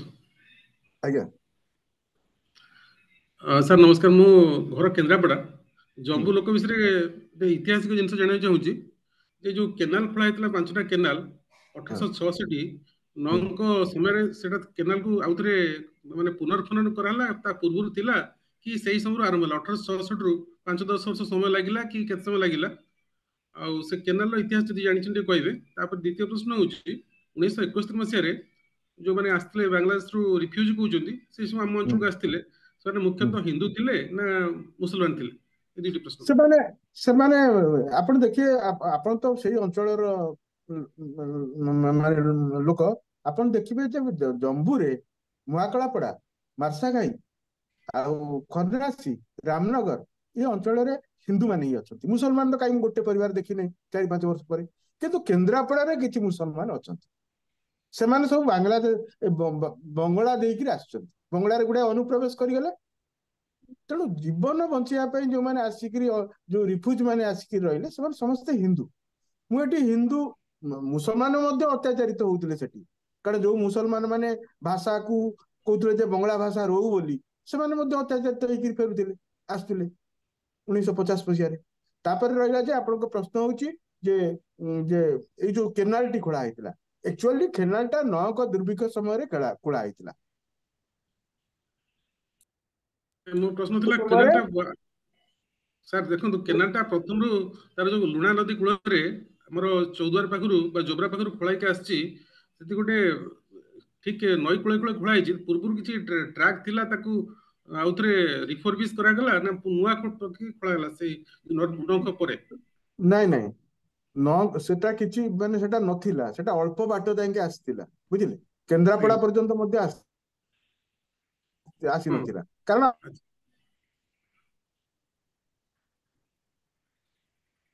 ଆମର ଡଙ୍ଗାରେ କେନ୍ଦ୍ରାପଡା ପର୍ଯ୍ୟନ୍ତ କିଛି ଆସିଥିଲା। କେନ୍ଦ୍ରାପଡାରୁ 25 କିଲୋମିଟର କେନ୍ଦ୍ରାପଡା ପର୍ଯ୍ୟନ୍ତ କାହିଁକି ଆସିଥିଲା ଯେ କାରଣ ମାଲଗୋଦାମ ସେତେବେଳକୁ ପ୍ରତିଷ୍ଠା ହେଇଗଲାଣି ଏବଂ ସେତେବେଳକୁ ଡଙ୍ଗାରେ କେନ୍ଦ୍ରାପଡା ଅଞ୍ଚଳକୁ ମଧ୍ୟ ମାଲପତ୍ର ପରିବହନ କରାହଉଥିଲା। ଏକମାତ୍ର ତ ରାସ୍ତା ଥିଲା ଯେ ଆମ ଜଳପଥ ଆଉ। ତେଣୁ କେନାଲଟା ସେତେବେଳେ ଖୋଳା ହେଇଥିଲା। ତେଣୁ ତାପରେ ଏଟାକୁ ଯେତେବେଳେ ହୁକିଟୋଲା ହେଲା ସେଟାକୁ ଏପର୍ଯ୍ୟନ୍ତ ଖୋଳେଇଲି। ଏପର୍ଯ୍ୟନ୍ତ ଆପଣ ଦେଖିବେ ସେଇ ଗୋବରୀ ନଦୀ କୂଳରେ ଜମ୍ବୁ ନଟ ବୋଲି ଗୋଟେ ଅଞ୍ଚଳ, ଜମ୍ବୁ ନଟ ଅଛି ଯୋଉଠି ସେଇ କେନାଲଟି ଆସିକି ନଈକି ଛୁଇଁଛି। ଇରିଗେସନ ଡିପାର୍ଟମେଣ୍ଟର ଗୋଟେ ବଙ୍ଗଳା ଅଛି ଏବଂ ଏହା ପ୍ରଶସ୍ତ ହେଲା ଆପଣଙ୍କର ଯେତେବେଳେ ନାଇଁ ସରି, ଏଇଟା ଖୋଳା ହେଇଥିଲା ଅଳ୍ପ ରହିଥିଲା ଯେତେବେଳେ ବତୀଘର ବେଳେ ଖୋଳା ହେଲା 1836-40 ମସିହା ବେଳେ ସରୁ ହେଇକିରି ଖୋଳା ହେଲା। ତା କାରଣ ହଉଛି ଯେ ପଥର ଯିବ। କିନ୍ତୁ ତା ଯେତେବେଳେ 1866 ମସିହାରେ 9କ ଦୁର୍ଭିକ୍ଷ ପଡିଲା ଏବଂ ଚଉଡା ହେଇକିରି ଖୋଳା ହେଲା, କାରଣ ସେଇଟାରେ ନଙ୍କ ପୂର୍ବରୁ ବି କେନାଲର କିଛି ବାଟ ଥିଲା କେନ୍ଦ୍ରାପଡା ପର୍ଯ୍ୟନ୍ତ। ଯୋଉ ଡଙ୍ଗାରେ ଯୋଉ ଜିନିଷ ପତ୍ର ଆସୁଥିଲା ମାଲଗୋଦାମରୁ ମୋ ପିଲାବେଳେ ମୁଁ ଦେଖିଛି। ଆଉ ଯୋଉ ତାପରେ ଯୋଉ ଜମ୍ବୁ ପର୍ଯ୍ୟନ୍ତ ଖୋଳା ହେଲା 9କ ଦୁର୍ଭିକ୍ଷ ପରେ ସମୁଦ୍ର ସହିତ କନେକ୍ଟିଭିଟି ପାଇଁ ଖୋଳା ହେଲା। ପୂର୍ବରୁ କିନ୍ତୁ ଅପ୍ ଟୁ କେନ୍ଦ୍ରାପଡା ଥିଲା, କେନ୍ଦ୍ରାପଡା ଯାକେ ଥିଲା।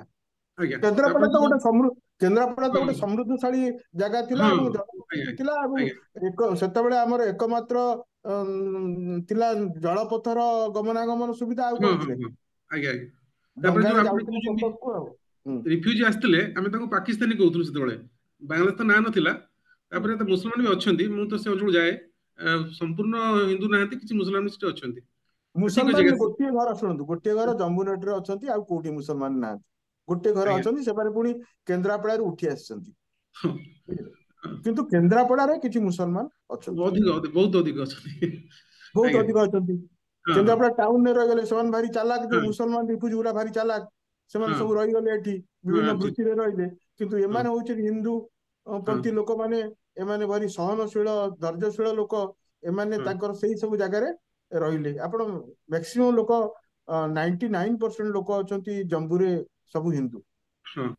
ଗୋଟେ ବସ୍ ଯାଉଛି ଭୁବନେଶ୍ୱରରୁ ଜମ୍ବୁ, ତା ଦେହରେ ଆପଣ ଦେଖିବେ 70,000 ଲୋକ ସେମାନେ ଯିବା ଆସିବା କରୁଛନ୍ତି ଜମ୍ବୁରୁ ଭୁବନେଶ୍ୱର ଆସୁଛନ୍ତି। ସେଇ ଜମ୍ବୁ ନଟରେ ସେଇ ବସଟି ରାତିରେ ରହୁଛି, ରାତିରେ ରହୁଛି। ରାମନଗର ପର୍ଯ୍ୟନ୍ତ ଯାଉଛି ବସ୍। ହଉ ସାର୍, ଶୁଣିଲେ ଆପଣଙ୍କ ଅଞ୍ଚଳକୁ ନେଇକିରି ମୁଁ ପ୍ରାୟ ମୁଁ ସେ ବହିଟା ଗୋଟେ ପର୍ସନ ପଢିଛି ଆପଣଙ୍କର, ଯୋଉ PDF ରେ ମତେ ସୁନୀଲ ପଠେଇଥିଲେ। ତେଣୁ ମତେ ବହୁତ ଭଲ ଲାଗିଲା। ଆମେ ନେକ୍ସଟ ଜମ୍ବୁ ଯିବୁ, ସୁନୀଲ ଆମେ ଯିବୁ, ସେ ହୁକିଟୋଲା ଦେଖିକି ଆସିବୁ। ଦେଖିବେ ଗୋଟେ ମିନି ବାଂଲାଦେଶ କେମିତି ଆପଣଙ୍କ ଅଞ୍ଚଳରେ ତିଆରି ହେଇଛି। ଆଚ୍ଛା, ଆଉ ଯଦି କାହାର ମୁଁ ଗୋଟେ ଖାଲି ଭୀମପୃଷ୍ଠଙ୍କୁ ଗୋଟେ ବହୁତ ବହୁତ ଆନ୍ତରିକ ଧନ୍ୟବାଦ ଏତେ ସୁନ୍ଦର ଆଜିର ଟକ୍ଟି ରହିଲା। ବହି ଗୁଡ଼ିକ ତ ଏପର୍ଯ୍ୟନ୍ତ ପଢ଼ିବାର ସୁଯୋଗ ମିଳେ। ମ୍ୟାଡାମ ଟିକେ ଦୟା କରିକିରି ଭିଡିଓଟା ଅନ୍ କରନ୍ତୁ। ଗୋଟେ ମିନିଟ୍ ଦିଅନ୍ତୁ ଆଜ୍ଞା, ଟିକେ ରୁହନ୍ତୁ ମୁଁ କହୁଛି। ତାପରେ ବହି ଗୁଡିକ ସବୁ ଅନଲାଇନ ବି ମିଳୁଛି, ଭୀମପୃଷ୍ଟି ବହି ଅନଲାଇନରେ ସାରଙ୍କର ମିଳୁଛି, ସବୁ ଅନଲାଇନ ରେ ମିଳୁଛି। ତେଣୁ ସବୁ ଲୋକ ଯେଉଁମାନେ ଅନଲାଇନରେ ମିଳୁଛି, ନାରାୟଣୀ ଯିବା ଦରକାର ନାହିଁ, ଅନଲାଇନ ମଗାଇ ପାରିବେ। ଆକ୍ଚୁଆଲି ମୁଁ ଅନଲାଇନରେ ଫକିଟୋଲା ଷ୍ଟୋରିର ଗୋଟେ PDF ଟା କରିକି ଆମ ଟିମ୍ ମେମ୍ବର ଭିତରେ ସାର୍କୁଲେଟ କରିଥିଲି। ଆଜ୍ଞା। ନାଇଁ ବହିର ନାଇଁ ରିଅଲ ବହି ଗୁଡାକ ନେକ୍ସଟ ଟାଇମ୍ ନମସ୍କାର ଓଡ଼ିଶାରୁ ମ୍ୟାଡାମ, ନମସ୍କାର। ନମସ୍କାର ଆଜ୍ଞା, ଓଡ଼ିଶାରୁ କେତେବେଳେ କି ଏଠି ଆସୁଥିଲା ବେଳେ ମୁଁ ନିଶ୍ଚୟ ମଗେଇକି ପଢ଼ିବି। ମୁଁ ପଢ଼ିନି ଏପର୍ଯ୍ୟନ୍ତ, ଦେଖିନି। ମୋର କିନ୍ତୁ ଗୋଟେ ଛୋଟ ଅନୁରୋଧ ଥିଲା ଆପଣଙ୍କୁ, ପରବର୍ତ୍ତୀ ବହି ଯଦି ଆପଣ ଏମିତି କରିନାହାନ୍ତି ତାହେଲେ ଆଟଲିଷ୍ଟ ଆପଣଙ୍କ ପରବର୍ତ୍ତୀ ବହି ପାଇଁ ଏଇ ଜିନିଷଟି ଧ୍ୟାନରେ ରଖି ଯଦି କରନ୍ତେ ଭଲ ହୁଅନ୍ତା। ମାନେ ଫିକ୍ସନାଲ ନଭେଲ ହେଲା ସତ୍ତ୍ୱେ ବି ଯେହେତୁ ଆପଣଙ୍କର ବହିରେ ଏତେ ସୁନ୍ଦର ଐତିହାସିକ ତଥ୍ୟର ଭିତ୍ତିଭୂମି ରହୁଛି, ମୁଁ ଅନେକ ଗୁଡ଼ିଏ ବହି ପଢ଼ିଛି ୱାର୍ଲଡ ଲିଟରେଚରରେ, ଯେଉଁଥିରେ କି ଫିକ୍ସନାଲ ଇଭେଣ୍ଟକୁ ବେସ୍ କରିକି ଥାଏ। ଆଉ ସେ ଅଥର ମାନେ କ'ଣ କରନ୍ତି, ଇଦର ପୋଷ୍ଟସ୍କ୍ରିପ୍ଟ ଭଳିଆ ବହିର ଶେଷରେ କି ବହିର ପୂର୍ବରୁ ଗୋଟେ ଏକ୍ସଟ୍ରା ଗୋଟେ ରଖିଥାନ୍ତି ଚାପ୍ଟର ଭଳିଆ, ଯେଉଁଥିରେ ସେମାନେ ସେଇ ଇଭେଣ୍ଟ ଗୁଡ଼ାର ଡିଟେଲ୍ସ ଗୁଡ଼ାକ ଲେଖିଥାନ୍ତି। ତେଣୁ ସେଇଟାରୁ ଜଣାପଡ଼େ ଯେ ସେ ଘଟଣା ଗୁଡ଼ାକ ପ୍ରକୃତରେ ହେଇଛି କି ସେ ଲୋକ ମାନେ କେତୋଟି ଐତିହାସିକ ଲୋକଙ୍କର ନାଁ କି କେଉଁ କେଉଁ ମସିହାରେ କିଛି ଜିନିଷ ଯଦି ହେଇଥିଲା କି କେଉଁ ଜାଗାର କିଛି ଐତିହାସିକ ଗୁରୁତ୍ୱ ଥିଲା। ତେଣୁ ଆଜ୍ ଅ ପୋଷ୍ଟସ୍କ୍ରିପ୍ଟ ଆପଣ ବହିର ଶେଷରେ ଗୋଟେ ସେକ୍ସନାଲ କରିକିନା ଆପଣ ଯଦି ରଖନ୍ତେ ତାହେଲେ ଯେ ଗୋଟେ ବିବ୍ଲିଗ୍ରାଫି ରକମ ରଖିବେ ବୋଲି କହୁଛନ୍ତି। ମୁଁ ବିବ୍ଲିଓଗ୍ରାଫି ମାନେ ବିବ୍ଲିଓଗ୍ରାଫି କଥା ଖାଲି କହୁନାହିଁ, କାହିଁକିନା ବିବ୍ଲିଓଗ୍ରାଫିରେ ତ ଆପଣ ଯେଉଁ ବହିର ଆପଣଙ୍କର ସୋର୍ସ କେତେଟା ବେଳେବେଳେ ମେନସନ୍ ବି କରୁଥାଇ ପାରନ୍ତି। ମୁଁ କହୁଛି ନୂଆ ନୂଆ ପାଠକ ପାଠିକାଙ୍କ ପାଇଁ ଯାହାର ବେଶୀ ସମୟ ସୁବିଧା ନାହିଁ ଯେ ଯାଇକି ପୁଣି ସେଇ ବିବ୍ଲିଓଗ୍ରାଫି ଭିତରୁ ଖୋଜି ଖୋଜି ପଢ଼ିବେ, କିନ୍ତୁ ଆପଣ ଯଦି ସେଇଥିରୁ ଆପଣ ଯେମିତି ଆପଣଙ୍କର 50 କି 60ଟା ଫାଇଲ୍ ଅଲରେଡ଼ି କରୁଛନ୍ତି, ତା ଦେହରୁ ଆପଣ ତାର ସନ୍ଦର୍ଭଟାକୁ ନେଇକିନା ଗୋଟେ ଛୋଟ ବହି ତିଆରି କରୁଛନ୍ତି, ସେଥିରେ ଯେଉଁଗୁଡ଼ିକ ପ୍ରକୃତ ତଥ୍ୟ ଥିଲା, ପ୍ରକୃତ ମାନେ ଯେଉଁଟାକ ଆକ୍ଚୁଆଲି ଘଟଣାରେ ଘଟିଛି କି କୌଣସି ଜାଗା କି ବ୍ୟକ୍ତି ସାଙ୍ଗରେ ସମ୍ପୃକ୍ତ କିଛି ସତ୍ୟ ଘଟଣା ରହିଛି, ତାକୁ ଗୋଟେ ଅଲଗା ସେକ୍ସନ କରିକି ଶେଷରେ ଗୋଟେ ଛୋଟ ଛୋଟ ଛୋଟ ଛୋଟ ଦେଇଥାନ୍ତୁ। ଗୋଟେ ଐତିହାସିକ ପୃଷ୍ଠଭୂମି ଭଳି ମ୍ୟାଡାମ କହୁଛନ୍ତି। ମ୍ୟାଡାମ ମୁଁ ଆପଣ ମୋର 4 ଉପନ୍ୟାସ ଆପଣ ଦେଖିବେ, ପ୍ରତ୍ୟେକ ଉପନ୍ୟାସ ଦେଖିବେ ଯୋଉ ଇଣ୍ଡିଭିଜୁଆଲ ଉପନ୍ୟାସ ଅଛି, ସେଥିରେ ମୁଁ 10 ପୃଷ୍ଠା ଲେଖିଛି ପଛ ପାଖକୁ ଯେ ଏଇ ଉପନ୍ୟାସ କିପରି ହେଲା। ସେଥିରେ ମୁଁ ସବୁ ତଥ୍ୟ ଦେଇଛି, କୋଉ ଲୋକ ସହିତ ଭେଟିଛି, କଣ ଜିନିଷ ରହିଛି, ମୋର ଯାତ୍ରା କେମିତି ଥିଲା, ମୋର ଅନୁଭୂତି କଣ ଥିଲା, ସେଥିରେ କୋଉ କୋଉ ତଥ୍ୟ ରହିଛି ମୁଁ ତା ଭିତରେ ଦେଇଛି। এটা ପ୍ରତ୍ୟେକ ଉପନ୍ୟାସରେ ମୁଁ ଦେଇଛି। এটা ଆପଣଙ୍କ ନିଜର ମାନେ କେମିତି ଲେଖିଲେ ଦେଲେ ଏକ୍ସପିରିଏନ୍ସଟା ଲେଖିଛି। ଖାଲି କହୁଛି, ଯେମିତି ଆଜି ଆପଣ କହିଲେ, ଧରି ନିଅନ୍ତୁ ବାଲେଶ୍ୱର ଦିନାମାର ଡିଙ୍ଗା କି ଫରାସୀ ଡିଙ୍ଗା କି ଏସବୁ ଜିନିଷର ତା ବିଷୟରେ ଧରି ନିଅନ୍ତୁ ଗୋଟେ ଛୋଟ ପ୍ୟାରାଗ୍ରାଫଟେ ଲାଷ୍ଟରେ ଦେଇଦେବେ, ତାହେଲେ ସେଇଟା ଗୋଟେ ଆକ୍ଚୁଆଲରେ ମାନେ ଅଛି ବୋଲି ମାନେ ଯିଏ ପଢୁଥିବ ସେ ଭାବନ୍ତି ଗୋଟେ କାଳ୍ପନିକ ନୁହେଁ, ଏମିତି ଥିଲା। କି ଧରି ନିଅନ୍ତୁ ଆପଣ ଯୋଉ ରେଫ୍ୟୁଜି ମାନେ ଆସିଲେ 1971 କି ତା ପୂର୍ବରୁ, ତା ବିଷୟରେ ବି ତାର ଗୋଟେ ଭିତ୍ତିଭୂମି ଭଳିଆ କାହିଁକି ଏମିତି ହେଇଥିଲା କି କ'ଣ ହେଇଥିଲା, ଯାହା ଆପଣଙ୍କର ରିସର୍ଚ୍ଚ ଫାଇଲରେ ଥିବ, ତାର ଗୋଟେ ଛୋଟ ପୋର୍ସନଟା ଖାଲି ଆଡ୍ କରିଦେବେ। କି ଧରି ନିଅନ୍ତୁ ଆପଣ ଯୋଉ ରାମପ୍ରସାଦ ଡଙ୍ଗା କି ସେ ଯୋଉ ସବୁ ବୋଇତ ମାନଙ୍କର ତିଆରି ହେଇଥିଲା, ସେଠି ତାର ଯୋଉ ଭିତ୍ତିଭୂମିଟା ବିଷୟରେ ଆପଣ ରିସର୍ଚ୍ଚ କରି ଜାଣିଲେ, ତା ବିଷୟରେ ଗୋଟେ ଛୋଟ ପ୍ୟାରାଗ୍ରାଫ ଶେଷରେ। ମାନେ ମୋ କହିବା କଥା, ଯୋଉମାନେ ନୂଆ ନୂଆ ପାଠକ ପାଠିକା ଯାହାର ଅଧିକ ସମୟ ନାହିଁ ରିସର୍ଚ୍ଚ ପାଇଁ, ସେମାନଙ୍କ ପାଇଁ ସେଟା ଗୋଟେ ଏକ୍ସଟ୍ରା ମାନେ କ'ଣ କହିବି, ଗୋଟେ ଇନଫରମେସନ ହବ, ସେମାନେ ଜାଣିପାରିବେ ଜିନିଷଟା କଣ ହେଇଛି। ଏଇଟା ସତ ମାନେ ଏମିତି ହିଁ ଅଛି, ଆଉ ଆମେ ଏଇଟା ଆପଣ ଏତେ ସବୁ ରିସର୍ଚ୍ଚ କରିକି ନିଜର ଆପଣ। ଆଉ ମତେ ସବୁଠୁ ଭଲ ଲାଗିଲା ଆପଣଙ୍କର ଯୋଉ ଲେଖିବାର ଷ୍ଟାଇଲ ଦେଖି, ଆପଣ ନିଜେ ଅନୁଭବ ସେଟା ଭାବେ ରିଟ୍ରେସିଂ ଦ ଫୁଟଷ୍ଟେପ୍ସ ଯାହାକୁ ଆମେ କହୁଛେ, ଆପଣ ଯେମିତି ଭୀମ ଭୋଇଙ୍କୁ ଖୋଜିବାକୁ ଭୀମ ଭୋଇଙ୍କର ପୁରା ମାନେ ଫୁଟଷ୍ଟେପ୍ସକୁ ଫଲୋ କରି କରି ପୁରା ଯାଇକି ଆଜ୍ଞା ସେ ଆଜ୍ଞା ଯୋଉ ଯଦିଓ ସିଏ ନାହାନ୍ତି କିନ୍ତୁ ହୁଁ ସେ ପାଣି ପବନରେ ତାଙ୍କର କିଛି ତ ଏସେନ୍ସ ଏବେ ବି ଥିବ। ଅଛି ହଁ ଏଇ ଯୋଉ ଜିନିଷଟା ଆପଣ ଯୋଉ କରୁଛନ୍ତି ପ୍ରତ୍ୟେକ ଆପଣଙ୍କର ବହି ପାଇଁ ସେଇଟା ସବୁଠୁ ବେଶୀ କମେଣ୍ଡେବଲ୍ ଜିନିଷ। ଆଉ ଧନ୍ୟବାଦ। ତେଣୁ ଆପଣଙ୍କର ଅନୁଭୂତିଟା ଆପଣ ଯେମିତି କହିଲେ କି ଲାଷ୍ଟ 2-4 ପେଜରେ କି 10 ପେଜ ଭିତରେ ଦଉଛନ୍ତି ତା ସହିତ ଗୋଟେ ଛୋଟ ଗୋଟେ ପୋଷ୍ଟସ୍କ୍ରିପ୍ଟ ଭଳିଆ ଦିଅନ୍ତୁ, ନହେଲେ ଏଇ ଚ୍ୟାପ୍ଟରରେ ଯୋଉଠି ସେଇ ଘଟଣାଟା ବର୍ଣ୍ଣିତ ହଉଛି ସେଇ ହୁଁ ପେଜର ତଳେ ଯୋଉ ଗୋଟେ ଲାଇନ ଦିଆ ହେଇକି ତଳେ ଗୋଟେ ଛୋଟ ଲେଖା ହେଇନଥାଏ ବେଳେ ବେଳେ ବହି ହଁ ମାନଙ୍କରେ ଆପଣ ପଢିଥିବେ ଷ୍ଟାର ଦିଆ ହେଇକି ହୁଁ, କିଛି ହୁଁ। ଗୋଟେ ସେମିତି ଦିଅନ୍ତୁ ଯେ ଯୋଉ ନୂଆ ପାଠକ ପାଠିକା ଯୋଉମାନେ କି ୟଙ୍ଗର ପାଠକ ପାଠିକା ଯାହାର ବେଶୀ ଆଇଡିଆ ନାହିଁ ସେମାନଙ୍କ ପାଇଁ ଟିକେ ସେଟା ଆହୁରି ରିଇନଫୋର୍ସମେଣ୍ଟ ହବ ମାନେ।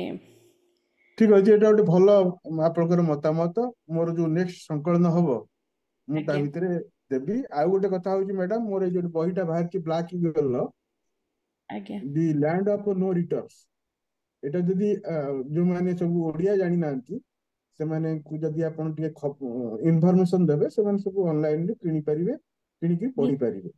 ନିଶ୍ଚୟ ଆଜ୍ଞା। କ'ଣ ନା ଏଠିକାର ଆମାଜନରେ ବି ଆଭେଲେବଲ ହବାର ଅଛି। ଭାରତ ବାହାରେ ଆମେରିକା ହେଲା, ୟୁକେ ହେଲା, ମାନେ ୟୁରୋପ କି ଅଷ୍ଟ୍ରେଲିଆ ଯୋଉ ନା ଜାଗାରେ ହଉଛି, ସେଟା ତ ଗ୍ଲୋବାଲ ପବ୍ଲିକେସନ ନା ବ୍ଲାକ୍ ଇଗଲ, ସେ ତାର ଆମାଜନରେ ମିଳିବ ଏ ତ ବହିଟି ତାହେଲେ। ଆମାଜନରେ ଆଭେଲେବୁଲ ଅଛି। ଆଜ୍ଞା ଆମାଜନରେ ଇଂଲିଶ ବହି ମୋର ଆମାଜନ ଅଛି। ଆଉ ଗୋଟେ ବହି ମୋର ଇଂଲିଶରେ ବାହାରିଛି, the monkey man and other story, ଯେ ଓଡିଶାର ଟ୍ରାଇବାଲ ମାନଙ୍କ ଉପରେ। ତେଣୁ ପାଠକ ଯେତେ ଗ୍ଲୋବାଲ ପାଠକ ଯେତେ ଆମ ଲିଟରେଚର ପଢିବେ ସେତେ ଭଲ। ଆଜ୍ଞା ଧନ୍ୟବାଦ ମ୍ୟାଡାମ। ନିଶ୍ଚୟ। କାରଣ ଆମର ଓଡ଼ିଆ ବହି ବେଶୀ କିଛି ଏଠି ଓଡ଼ିଶା ଗଲେ ହିଁ ଯାଇ ଆମେ ନେଇକି ଆସିପାରୁ କି କିଏ ଯିବା କିଏ ଆସୁଥିବେ ଯଦି ଆମେ ମଗେଇ ପାରୁ, ନହେଲେ ଏଠି ବେଶୀ ମିଳିବାର ସୁବିଧା ନଥାଏ। ଆପଣଙ୍କର ଏଇ ବହିଟି ବିଷୟରେ ମୁଁ ନିଶ୍ଚୟ କହିବି, ସେଟା ମାନେ କିଛି ମୁଁ ଅସୁବିଧା ପଠେଇଦେବି ଆପଣଙ୍କୁ। ମୋ ପାଖରେ ଯୋଉ ବହିଟା ଅଛି ମୁଁ ଆପଣଙ୍କୁ ପଠେଇଦେବି। ପୋଷ୍ଟାଲ ଆଡ୍ରେସ ଦିଅନ୍ତୁ, ମୁଁ ପଠେଇଦେବି। ନା ନା ଯିବା ଆସିବା କିଏ ନା କିଏ କରୁଛନ୍ତି, ମୁଁ ମଗେଇଦେବି, ବ୍ୟସ୍ତ ନାହିଁ। ପୋଷ୍ଟରେ ପଠେଇବାର ଏଠି ମାନେ ଅଯଥାରେ ମାନେ ବହୁତ ଅଧିକା ଇଏ, କିନ୍ତୁ କିଏ ଗଲା ସ୍ଥଳେ ନେଇ ଆସନ୍ତି, ଆମେ ବି ଯାଉ ସେମିତି ସେତେବେଳେ ନେଇ ଆସୁ, କିଛି ଅସୁବିଧା ନାହିଁ। ଆଜ୍ଞା ଠିକ, ବହୁତ ଧନ୍ୟବାଦ ଆପଣଙ୍କୁ। ଥ୍ୟାଙ୍କ ୟୁ ଆପଣଙ୍କ ଥ୍ୟାଙ୍କ ବହି ପଢ଼ିବା ପାଇଁ ଉତ୍ସୁକତା ରହିଲା, ଆଗକୁ ପଢ଼ିଲେ ଜଣେଇବୁ। ୟୁ ନିହାତି। ଧନ୍ୟବାଦ।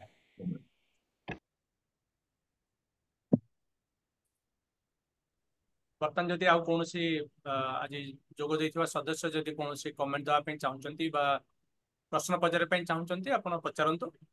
ଆଉ ତାହେଲେ ଆମେ ମିଟିଂଟାକୁ ଶେଷ ପର୍ଯ୍ୟାୟକୁ ନେଇଯିବା। ସାର୍ ମୁଁ ଟିକେ କିଛି କହିବା ଲାଗି ଚାହୁଁଥିଲି। କୁହନ୍ତୁ। କୁହନ୍ତୁ। ସାର୍ ନମସ୍କାର। ଆଉ ନମସ୍କାର। ମୋ ନାଁ ଜୟଦେବ କର, ମୁଁ ଡିଏଭି ଅଟୋନମସ୍ କଲେଜ ଟିଟିଲାଗଡ଼ରେ ଇଂରାଜୀ ଅଧ୍ୟାପକ ଅଛି। ହୁଁ। ଆଉ ମୋର ଭୀମପୃଷ୍ଟି ସାରଙ୍କ ସହିତ ଦେଖା ହେଇଥିଲା ହରିଶଙ୍କରରେ।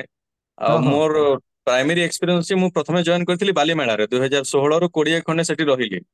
ତ ଏଇ ଯୋଉ ବଙ୍ଗାଳୀ ରିଫ୍ୟୁଜିଙ୍କ କଥା ମତେ ଟଚ୍ କରିଥିଲା ଏବଂ ମୋର ପିଏଚଡି ଟପିକ ହିସାବରେ ଏଇଟା ନେଇଛି, partition literature with reference two eastern part. ହଁ ତେଣୁକରି ହଁ ମତେ କିଛି ଗାଇଡ କରିବେ ଟାଇମଲି ଇଣ୍ଟରଭାଲରେ, ଆଉ ଯଦି କିଛି ଅଛି ପର୍ଟିକୁଲାରଲି ବଙ୍ଗାଳୀ ହିନ୍ଦୀ ରିଫ୍ୟୁଜି ଯୋଉମାନେ ଦଣ୍ଡକାରଣ୍ୟରେ ସେଟଲମେଣ୍ଟ ହେଇଛନ୍ତି, ହୁଁ। DNK ପ୍ରୋଜେକ୍ଟ, ଆଉ ସେଇ ଉପରେ କିଛି ଉପନ୍ୟାସ ଲେଖା ହେଇଛି କି କିଛି ଦସ୍ତାବେଜ ଆପଣ ପାଇଛନ୍ତି କି? ଆଉ ମତେ ଟିକେ ମୁଁ ହେଲ୍ପ ଚାହୁଁଛି, ଆଉ କିଛି ଚାହୁଁନାହିଁ। କାରଣ ଠିକ ମୁଁ ଅଛି, ଆମେ ହ୍ୱାଟ୍ସଆପରେ କଥା ହେଇପାରିବା। ମୋ ନମ୍ବରଟା ଅଛି, ନମ୍ବର ଅଛି, ଆପଣଙ୍କ ଦେବି। ଉପନ୍ୟାସ ବି ମୁଁ ଏଇନେ ଧରିଛି ହେଲା। ଆରେ ଆରେ ଥ୍ୟାଙ୍କ ୟୁ ବଙ୍ଗାଳୀ ଭାଇ, ଥ୍ୟାଙ୍କ ୟୁ। ଉପନ୍ୟାସ ବି ଯା ছিল ଏ ଦେଶ ରଖିଛି, ମନୋରଞ୍ଜନ ବ୍ୟାପାରୀ ରଖିଛି। ମୋ ଲିମିଟେଡ ନଲେଜ ଭିତରେ ମୁଁ ସର୍ଚ୍ଚ କରୁଛି, ମତେ ଟିକେ ଗାଇଡ କରନ୍ତୁ। ନା ସେ ଦଣ୍ଡକାରଣ୍ୟ ଉପରେ ତରୁଣକାନ୍ତି ମିଶ୍ର ବା ରବି ପଟ୍ଟନାୟକ କିଛି ହଁ, ଗପ ଲେଖିଛନ୍ତି ବୋଲି ଆଚ୍ଛା, ମୋର ଧାରଣା। ମୁଁ ହୁଁ, ଆପଣଙ୍କୁ ମାନେ ସିଓର ହେଇକିରି ଆପଣଙ୍କୁ ମୁଁ ଜଣାଇ। ନାଇଁ, ଡେଫିନେଟଲି। ଆଉ ଜଣେ ଲେଖିଛନ୍ତି ପ୍ରିୟବ୍ରତ ପାତ୍ର, ସିଏ ଲେଖିଛନ୍ତି ମେଘନା ବୋଲି ଗୋଟେ ଉପନ୍ୟାସ ଲେଖିଛନ୍ତି। ହଁ ହଁ ହଁ ଏକ୍ଜାକ୍ଟଲି। ମେଘନା, ହଁ କୁହନ୍ତୁ। ଆଚ୍ଛା, ସେଟା ପ୍ରିୟବ୍ରତ ମେଘନା ପାତ୍ର। ହଉଛି ଗଙ୍ଗା ନଦୀଟାକୁ ମେଘନା କହୁଛନ୍ତି ବାଂଲାଦେଶରେ, ଲାଷ୍ଟ ବ୍ରହ୍ମପୁତ୍ର ସହିତ କିନ୍ତୁ ମିଶି ତାର ଗଲା ପରେ। ସେ ବହିର ଟୋଟାଲ ଷ୍ଟୋରିଟା ହଉଛି ଯେ ଯୋଉ ଶରଣାର୍ଥୀ ମାନେ ଆସିକି ମାଲକାନଗିରିରେ ଆସିକି ବସତି ସ୍ଥାପନ କଲେ, ଆଜ୍ଞା, ତାଙ୍କୁ ବେଶ କରିକି ଆଉ ଥରେ କହିଦିଅନ୍ତୁ ସାର୍, ବହିର ନାଁ କଣ? ବହିର ନାଁ ହଉଛି ମେଘନା ମେଘନା। ମେଘନା। ଉପନ୍ୟାସ ମେଘନା। ହଁ, ହଁ, ଲେଖକ ହଉଛନ୍ତି ପ୍ରିୟବ୍ରତ ପାତ୍ର। ପ୍ରିୟବ୍ରତ ପାତ୍ରକୁ। ହଁ ସଞ୍ଜୟ, ଅ, ତମର କ୍ଲୋଜିଂ ରିମାର୍କସ ଆଉ ସାରଙ୍କୁ ଆମେ ନିଶ୍ଚିତ ଧନ୍ୟବାଦ ଦେବା। ସାର୍ ମାନେ ଗୋଟିଏ ଥରରେ ମୁଁ ଫୋନ କଲି, ଆଉ ସାଙ୍ଗେ ସାଙ୍ଗେ ରାଜି, ଆଉ ନା ବୋଲି କେତେବେଳେ କହିନାହାନ୍ତି କି ଭାବିଚିନ୍ତି କହିବି ବୋଲି କହିନାହାନ୍ତି। ମୁଁ ଫୋନ କଲି ଆଉ ସେ ରାଜି ହେଇଗଲେ। ନା ଗୋଟେ ଭଲ କାମ, କିନ୍ତୁ ମୁଁ ବି ଜାଣିନଥିଲି ଯେ ମୋ ଉପନ୍ୟାସରେ ଐତିହାସିକ ଜିନିଷଟାକୁ ମୁଁ ଆଣିକିରି ଏମିତି ପ୍ରେଜେଣ୍ଟ କରିପାରିବି। ସେ ପାଇଁ ସୁନୀଲ ବାବୁ ବହୁତ ଧନ୍ୟବାଦ, ମତେ ତମେ କାମରେ ଲଗେଇ ପାରିଲ।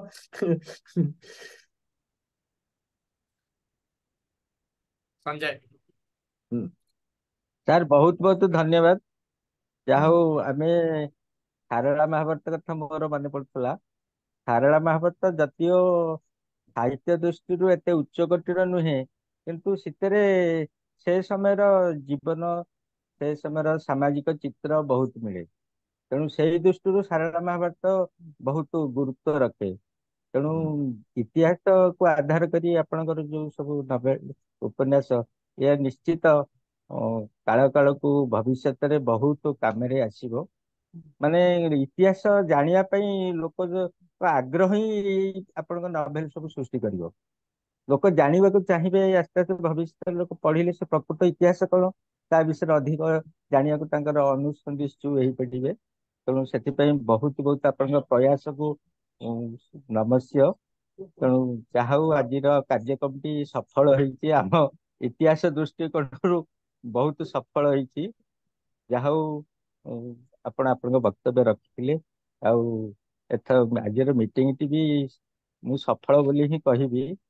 ଶୁଭେନ୍ଦ୍ର ମିଶ୍ର ସାର୍ ଥିଲେ, ବିଜୟ ସ୍ୱାଇଁ ସାର୍ ଥିଲେ, ଧ୍ୟାନଚାନ୍ଦ, ଜ୍ଞାନ ରଞ୍ଜନ ବାବୁ ବି ଥିଲେ, ମନୁଆ ଦାସ ସାର୍ ବି ଥିଲେ କିନ୍ତୁ କିଛି କହିଲେନି। ଆଉ ମେକାପ ଭାଇ ବି ଥିଲେ, ଡକ୍ଟର ଇନ୍ଦ୍ରମଣି ଜେନା ବି ଉପସ୍ଥିତ ଥିଲେ, ବ୍ରଜକିଶୋର ପାଢୀ ସାର୍ ବି ଥିଲେ, ଜୟଦେବ ବାବୁ ବି ଲାଷ୍ଟକୁ ତାଙ୍କର ରଖିଲେ ବକ୍ତବ୍ୟ। ତେଣୁ ପିତା ମ୍ୟାଡାମ ଏବଂ ସମସ୍ତଙ୍କୁ ମୁଁ ବହୁତ ବହୁତ ଧନ୍ୟବାଦ ଦଉଛି।